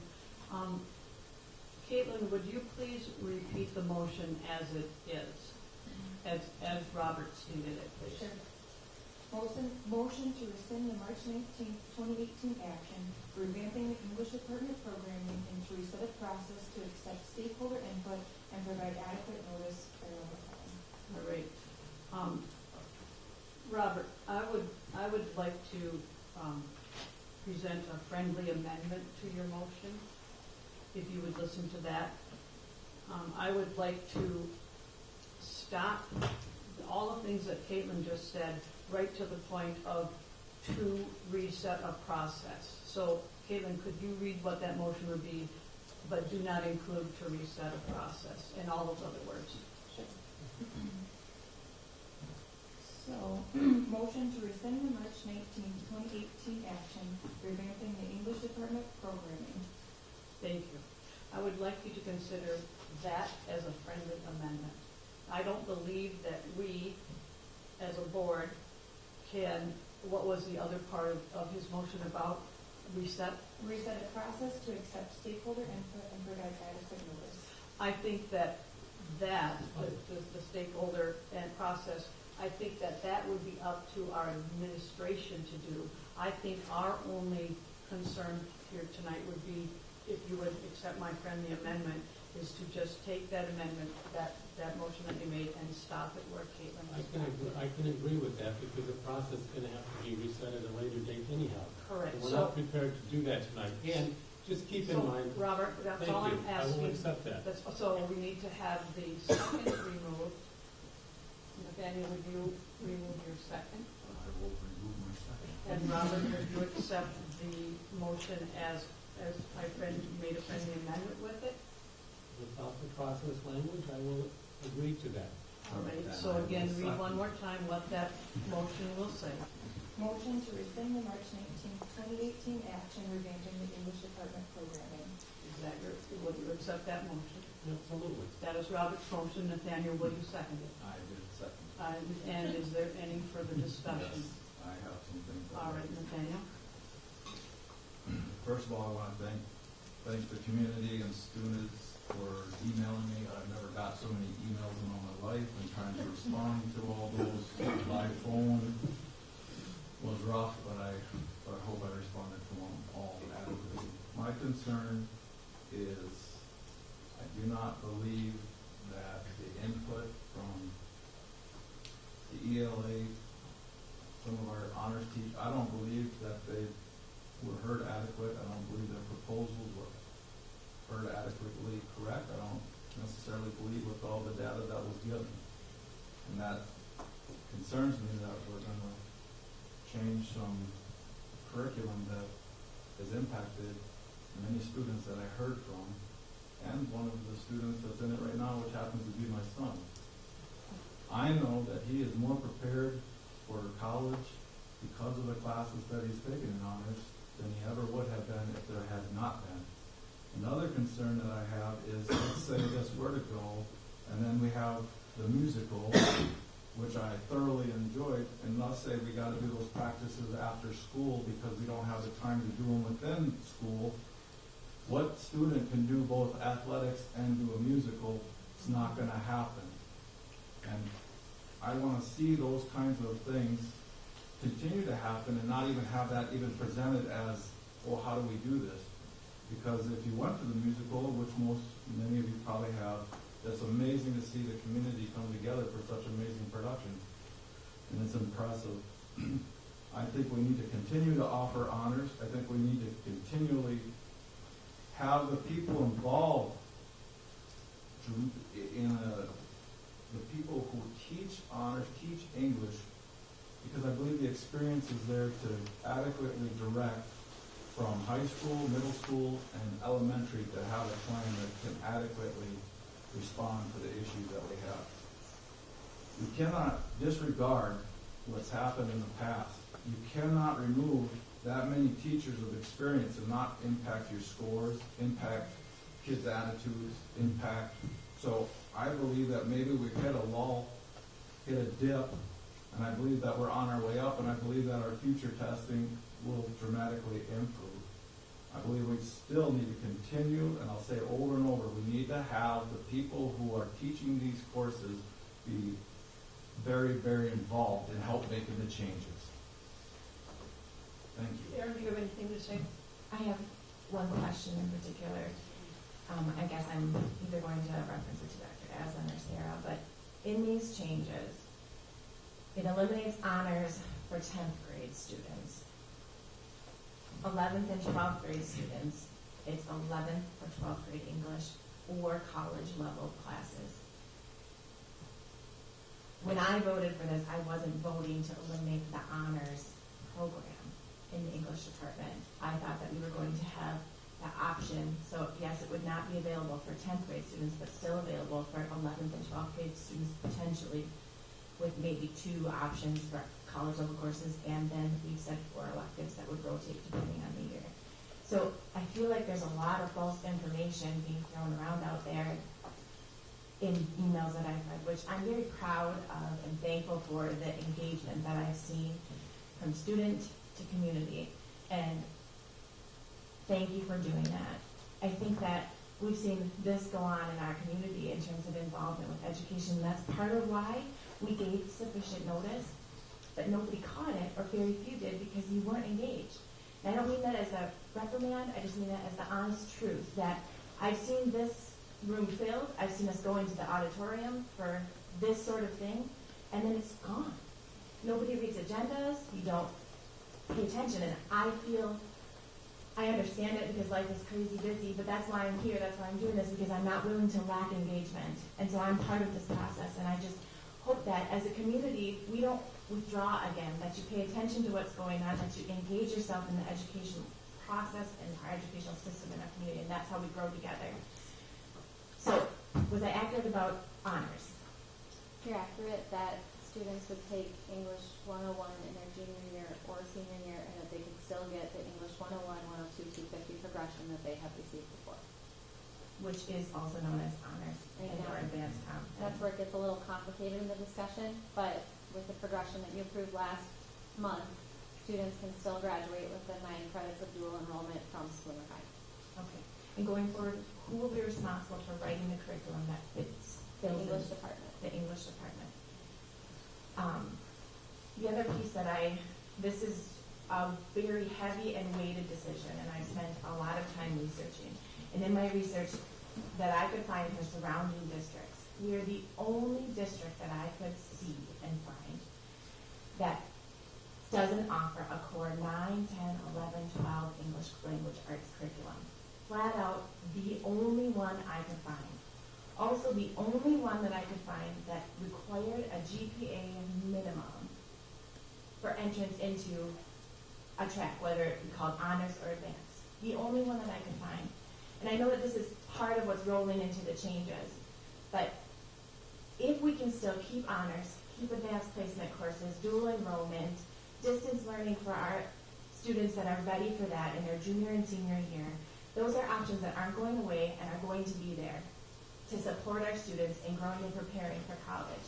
But if we have 80% of our student body, 75, and you can debate on the data, it might not all be accurate. I understand testing has a lot of ins and outs to it and a lot of variables. But statistically speaking, we are not surfacing our students the way that we should be. They are not entering our community with the foundation that they need. That's the majority of our students, not all. To be successful in life, whether that be college, whether that be trades, whether that be apprenticeship. Karen, I think you're wrong about that. I'm sorry, but I think Really, you're wrong. please, you can't speak here. Based on statistical evidence and testing data that we have, that's what it is. And whether we agree with it, whether I agree with it or not, that's what our state goes by. That's what I see as a person moving into a community, deciding whether I'm going to send my kids to school here. It's wonderful that we have an honors program, and I love that. But honestly, if I look at this testing data and our state report card, it's really, really hard for me to say, yeah, let's do this with my kids. Because it's not getting better. The last 5 years, we haven't shown growth. In the high school, we have shown it in the elementary school and the middle school, and we're heading in that direction. So if what we've implemented and done in those schools is starting to work, we have to extend it to high school. We've made it a full title school. We are fine-tuning our RTI, which is state law, and that can be implemented well into this model of 9, 10, 11, 12. We're not reinventing the wheel. We are behind in terms of curriculum development and writing. And I challenge all of you to look at other districts and see, and you know what, it might not be behind in terms of what we've been teaching, but it's behind in what we're showing and behind in what you can show me as a parent and as a board member. And obviously we're doing an amazing job educating students that go through our honors program. But I don't know if I can say that for students that miss out on that opportunity. So that's part of the reason I think that we need to stay with the decision that we made on March 19th. Dr. Aslan has asked to speak.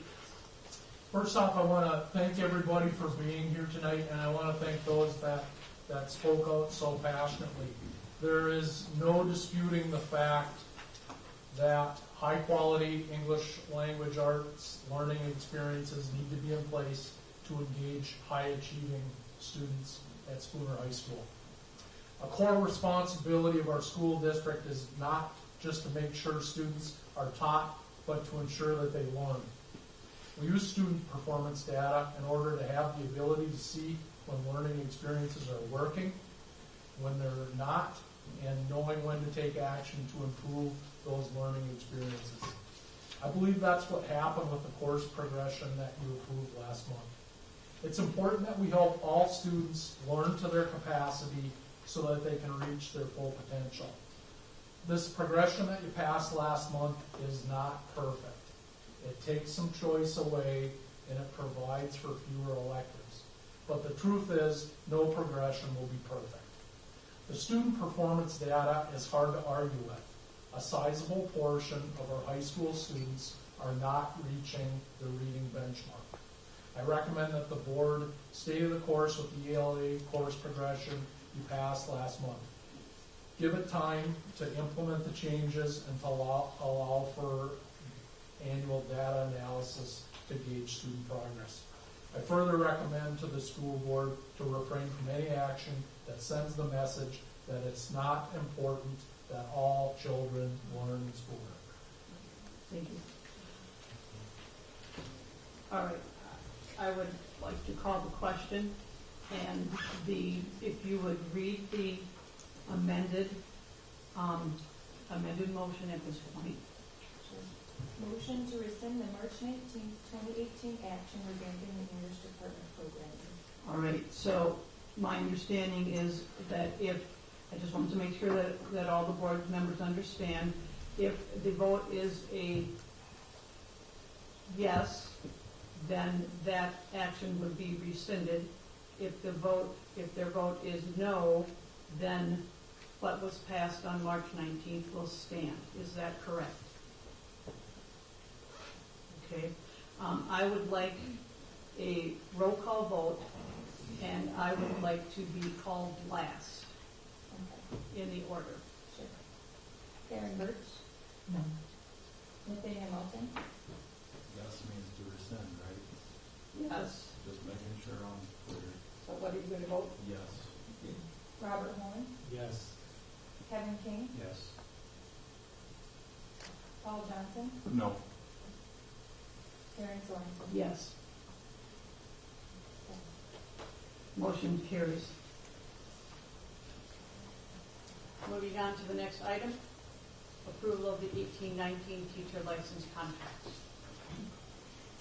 The board has been provided with a list of the teacher contracts for 18-19. This list is pending any approvals for retirements and any non-renewals that would have to be processed. Okay, is there a motion to approve this list? I'll make that motion. Paul has made the motion. Is there a second? I'll second that. Kevin has seconded that. So any discussion?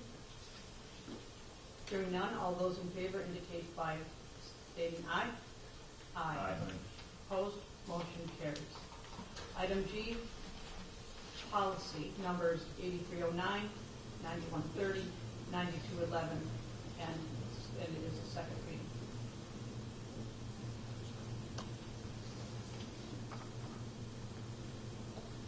Is there a motion to approve the both policies? I'll make that motion. And I will second that.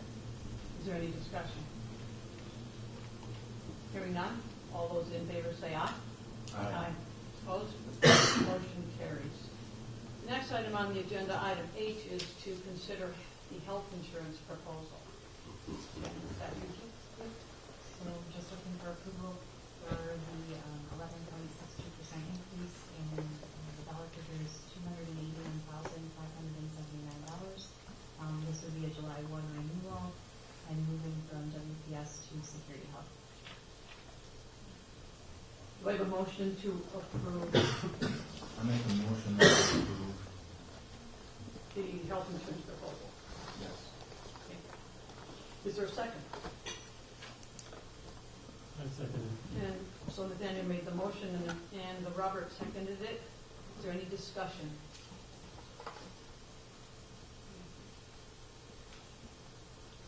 Well, since we have a big crowd here tonight, can we just tell them why this is occurring?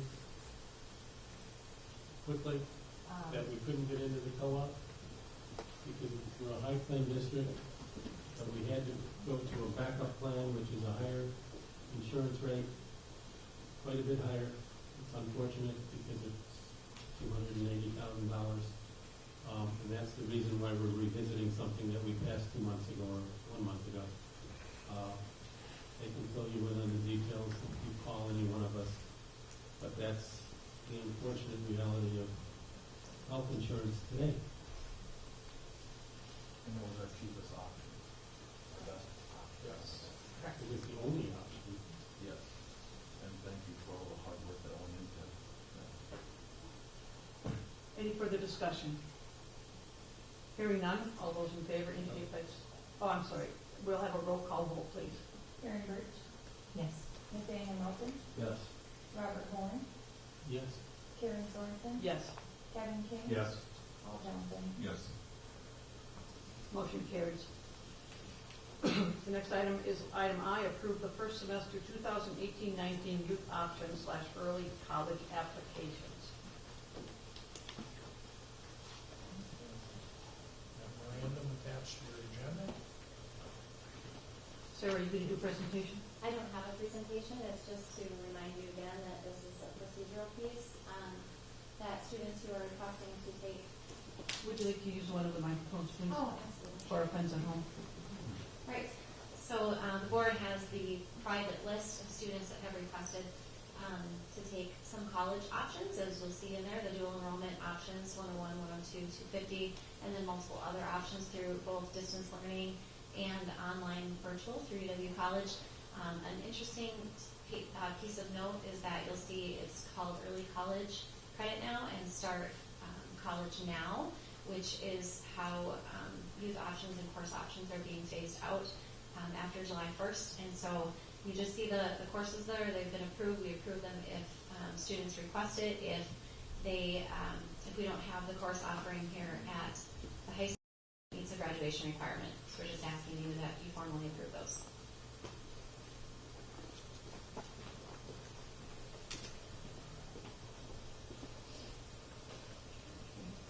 I've been on the board a couple of years now, and I noticed that this list is extremely long. It isn't typically this long, is it? Oh, I'm sorry. no, that's all right. 4 steps. Yeah. I didn't really compare the years. I didn't expect that question, but good question. We've always listed, and as the memo states, students who request don't necessarily mean that they enroll in that. The board allows a maximum of 18 in their high school career, so it just depends upon where the students are at, and Mrs. Myers keeps track of that. And yeah, so Okay. I didn't compare whether how many students. I'm sorry. I just noticed that it was 8 pages long as opposed to sometimes 4 or something like that. I just wondered. Yeah. Thank you. Yep. Rich, is there a motion to approve the first, or did we get a motion? Are we? I make a motion that we approve the youth options early college application. How about if we go with what it says in the agenda, which would be approved the first semester 2018-19 youth options / early college applications? Exactly. All right, that's the thing I meant to say. Is there someone that would like to second that exactly as he had said it? I'll second that. I already seconded. Is there any discussion? We'll have a roll call vote on this. Aaron Birch, Yes. Nathaniel Malcolm, Yes. Robert Holland, Yes. Karen Thornton, Yes. Kevin King, Yes. Paul Johnson. Yes. Motion carries unanimously. Thank you. The next item on the agenda is that consider calendar committee membership update.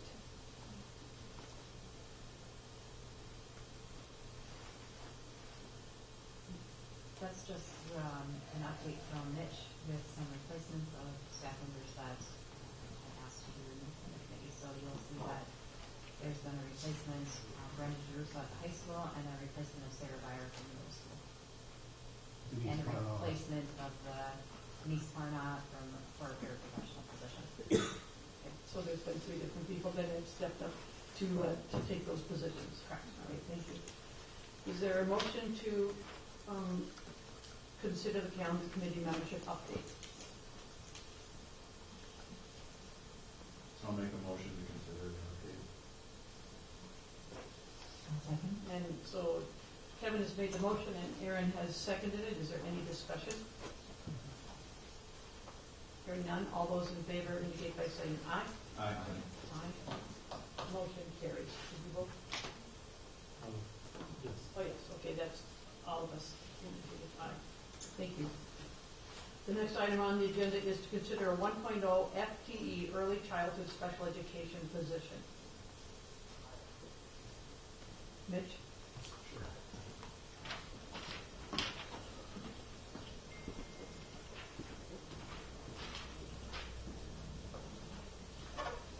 This recommendation was discussed at the last committee meeting, but just to recap, we currently have a projection of 2.6 caseloads of early childhood students for next school year. And currently, it gets a little bit tricky because tonight what you did is you approved Rhonda Carlton for a position. So instead of being full-time early childhood, she'd be a 0.5 early childhood now, and she takes on those other duties. So currently this year, we have 1.5 FTEs in that program, because we had Rhonda that was a 1.0, full-time in that position. And we have a speech and language person also is in that classroom, and only we count as a half of an FTE. In addition, last year, the caseloads were getting high, and what we asked was to hire a paraprofessional last year to help bridge the gap, because we really wouldn't have very much luck finding a part-time person in that position. And we also wanted to watch the numbers to make sure that we really had a need for an increase in that position. The numbers have continued to grow. We're at 2.6 projected caseloads. So what we're asking for is an additional 0.5 position. So what would happen is now that you approve Rhonda for the coordinator position for 4K, we would post this rather than a 0.5 as a 1.0 to backfill Rhonda's portion, which she's leaving, and then add the other half. So we would get a full-time position. But we're only increasing our staffing by 0.5 because of that. So we would still end up with, in that situation, we would end up with two people certified in early childhood plus that half paraprofessional that you approved last year. So we'd be at 2.5 for a 2.6 projected caseload. Let's have a motion, and then we might ask you some questions, all right? Sure. Very good. Can I have a motion to consider a 1.0 FTE early childhood special education position? I'll make that motion. Second. Paul made the motion and Nathaniel seconded it. Is there any discussion? How much did you say this was going to cost again? This 0.5 position, right? Yep. And I don't know if you have that built in the budget. I think you do. I don't know what the exact dollar amount is, but we do know that it's a company special education budget. So it'll probably be roughly $40,000. So is that already factored into our budget? Yes. Jen? So Mitch, on our information that you gave us in the background, it indicates to improve the 0.5 FTE, but on our agenda, it says a 1.0. That would be a concern for me, because what we're looking for is an increase of only 0.5. But it is posted in one full-time position, because Rhonda has just vacated a 0.5. I understand that. Okay, thank you. All right, so we are. I think you would want to amend that motion to be 0.5 instead of.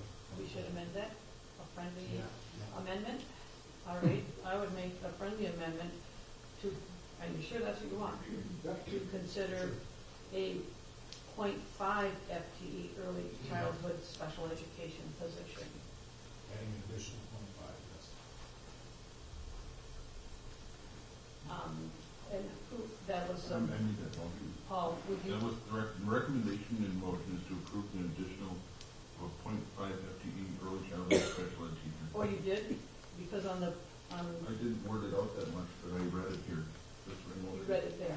Okay, all right. So Paul has made the motion to approve the addition of a 0.5 FTE child. That's what I said. And you seconded that, correct? Yeah. All right, stand with that. Any further discussion or questions? Roll call vote on this one? All right, we can have a roll call vote, please. Karen Birch? Yes. Nathaniel Melton? Yes. Robert Holman? Yes. Karen Thornton? Yes. Kevin King? Yes. Paul Johnson? Yes. Motion carries. Letter L, consider 2018-19 preliminary budget. The board is presented with 18-19 preliminary budget. Some assumptions that were made for this budget is the levy is going to be based on utilizing the increase to $9,400 per pupil. That means that we would levy to the new maximum we're allowed. The state aid increase for per pupil is included in the revenues, going from $450 up to $625 or $650. It includes the health insurance increase of approximately $280,000. It includes the monies to the staff movement on the salary schedule for the certified staff, and it also includes the staff increase for classified staff and administration of the CPI, which is 2.13%.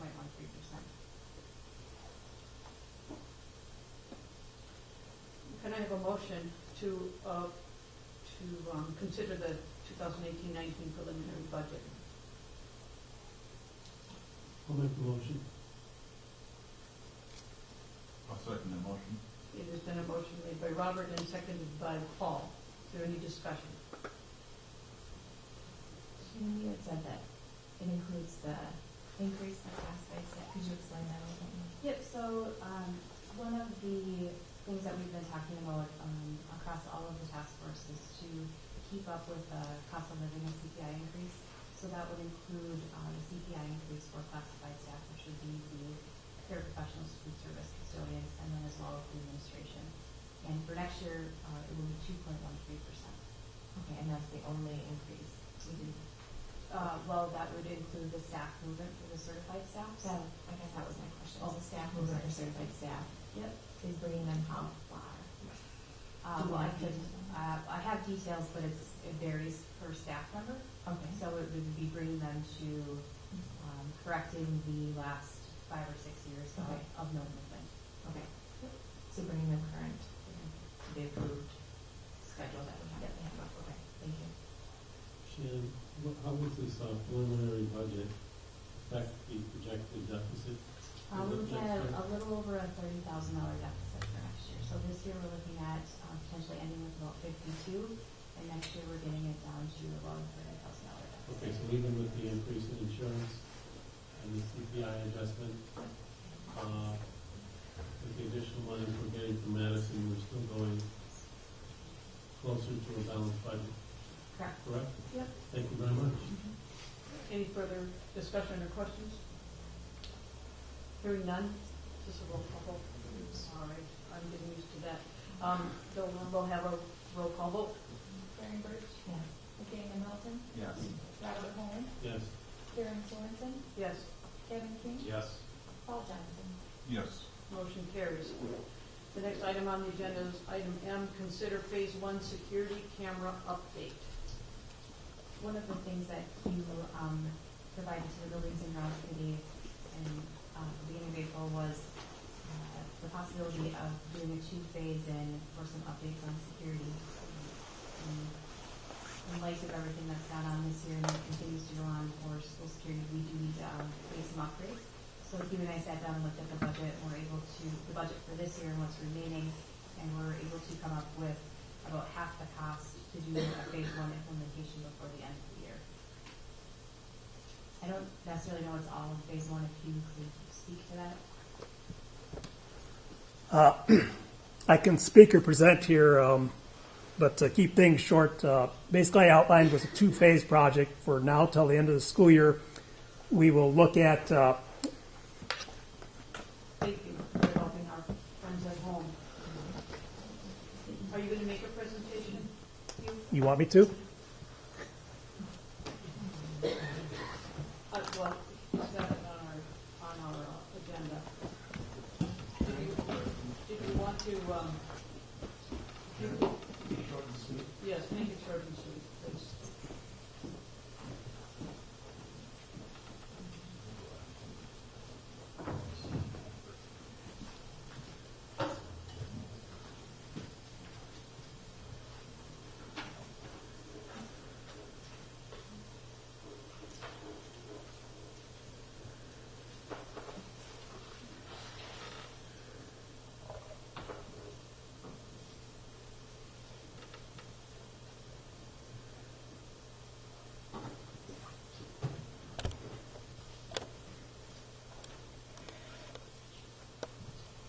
Okay, so real quick here, in outlining needs for upgrading our camera system,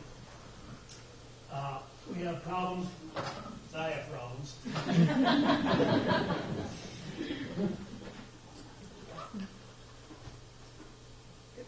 I'll be back in a second.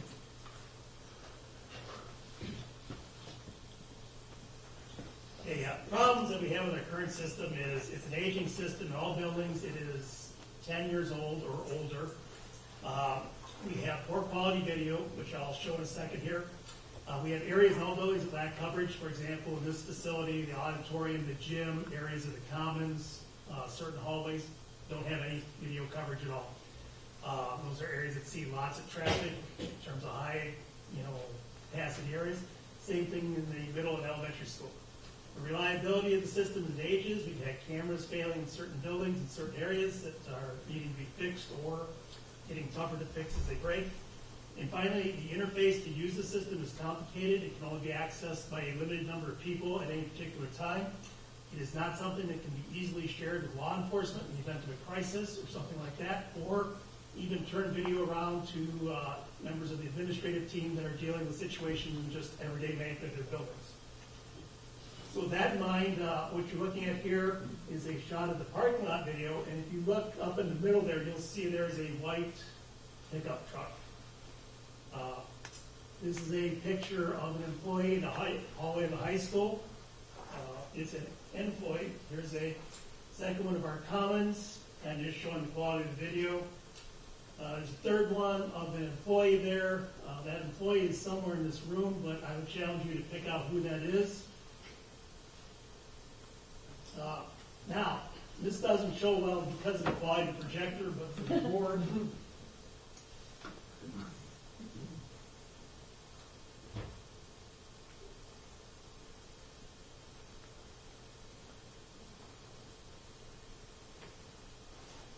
these are the same images looking at the old ones of our system compared to the images showing here are ones that are currently used in the Chautauqua School District that are 4K or resolution or 1080p, depending whether it's analog or digital. I'll just pass this down. The important thing to look at here is this video, when you look at it on the camera, not only shows you there's a black pickup truck, but for somebody that knows their pickups can look at it and say that's a black half-ton crew cab Chevrolet pickup truck. Here again is another shot outside of the Chautauqua School District. Does not show up here, but for the people looking at it in 4K resolution, you see there are two Ford F-150 pickup trucks in the lot there. One's a red crew cab, the other's a silver extended cab pickup. Point being is that you can now take a look and know exactly what kind of vehicle, what the person's looking like, what it was that's going on. Here's a picture of a hallway in the Chautauqua Area School District.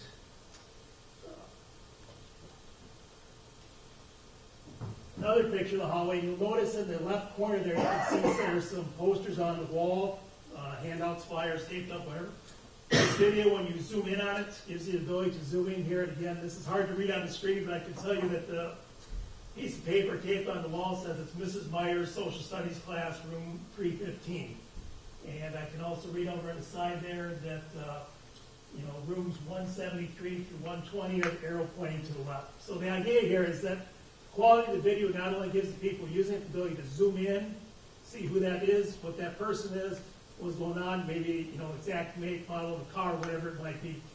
That's something we simply can't do. We get pixelated images wafting through the screen quickly.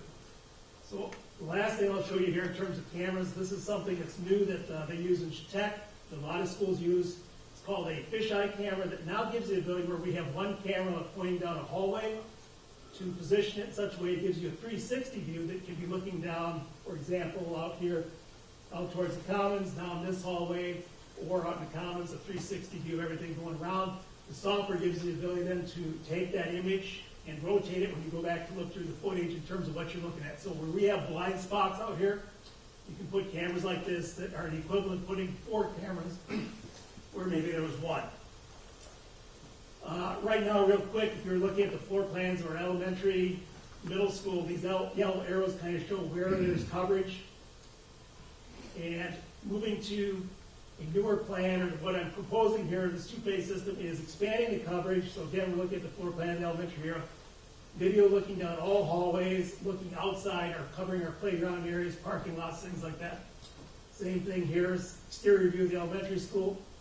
High school, same thing, putting cameras in to expand coverage, putting where we don't have coverage. Again, the areas like our auditorium, our gym, where you have large crowds of people, that kind of thing.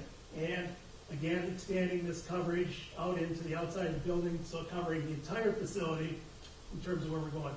I don't have the middle school up here, but it's the same thing.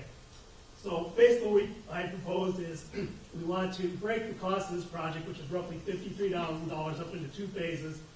We begin now by replacing existing cameras in our building with higher quality cameras. So between now and the end of the year, the people that use the cameras, basically our administration, will have good quality video to be able to address what they do in terms of a crisis, address what they do in terms of just manage the everyday going on the building in terms of somebody that spilled something on the floor, somebody pushed or shoved somebody, a fight broke out, whatever it might be.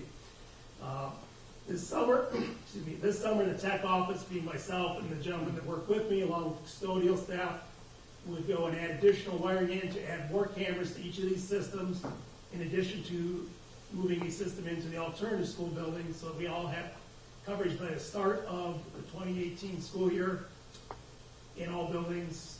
That's very good. The cost of this, looking at what we're doing here, or what I was proposing 4 years ago, was anywhere from $180,000 to $200,000. That cost of that technology has come down to the point where it's a working system that can be put in our district for basically a combined total of just under $53,000. Splitting that out between this budget year and next year, I believe I have it broken down into $16,000 to do this spring, and then finish up this summer would be another $36,000. And these are just the numbers of costs per building and that. So anyway, that's what we're proposing and asking for. And Dr. Aslan, I believe that we also had applied as far as that security safety grant, possibly to get some funding that if it were to come to you would help offset these costs. But as of right now, I've been planning for this is to work out of our existing budgets for this year and next year to make this happen. Because it's something we have to do regardless whether or not something comes from the state or federal level. Thank you. Can I have a motion to consider phase 1 security camera update? I make a motion that we approve phase 1 security camera update. And I need a second. I'll second that.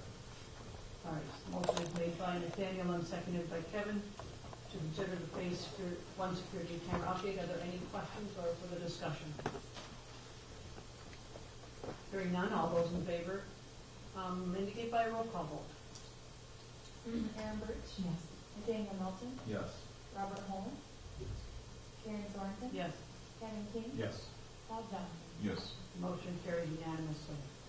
Thank you. Thank you. The next item on the agenda is letter N, consider CISA 10 service contract. Just like we use CISA 11 to utilize our services for what we could not provide within the district, we also utilize CISA 10, which is a little south of us. And this is exactly the type of contract that you approved for CISA 11 last board meeting. We're looking for approval for this meeting for the 1819 shared services contract with CISA for a total of $18,078. Could we, let's make the motion first. Is there a motion to consider the CISA 10 service contract? I'll make that motion. I'll second. Paul has made the motion and Aaron has seconded it. Is there any discussion? Shannon, would this just be in line with the services that we've used with? It's the same services that there's been no change from 17, 18. Oh, this is the same as we had last year. Yep. Okay, thank you. Any other discussion or questions? Hearing none, let's here have a roll call vote. Aaron Birch? Yes. Nathaniel Melton? Yes. Robert Holman? Yes. Karen Sorensen? Yes. Kevin King? Yes. Paul Johnson? Yes. Motion carries. The next item on the agenda is item 6, which is to convene a closed session pursuant to Wisconsin Statute 19.85, Parent 1, Parent C, to consider the employment, to consider the employment, promotion, compensation, or performance evaluation data of any public employee over which the governmental body has jurisdiction or exercises responsibility. It will be A, consider preliminary notice of non-renewal, and B, consider exception to employee handbook. We'll need a motion to convene into closed session. That will be a roll call vote. I make a motion that we convene into closed door session to consider option A and B. Thank you for covering for me. And is there a second? I'll second. All right, so Daniel has made the motion, which I always seem to forget, and Aaron has made the second. Now we will have that roll call vote. Aaron Birch? Yes. Nathaniel Melton? Yes. Robert Holman? Yes. Karen Sorensen? Yes, Kevin King? Yes. Paul Johnson? Yes. we are convening into closed session. All right, we have reconvened into open session from closed session. And Paul, would you please read, and we have taken some action, so would you please read that motion? The recommendation to accept the retirement of Kurt Kunkel and grant an exception of the employee handbook, granting retirement benefits, section 9.05 of the employee handbook. Thank you. Can I have a motion to adjourn? I'll make that motion. Second. We will.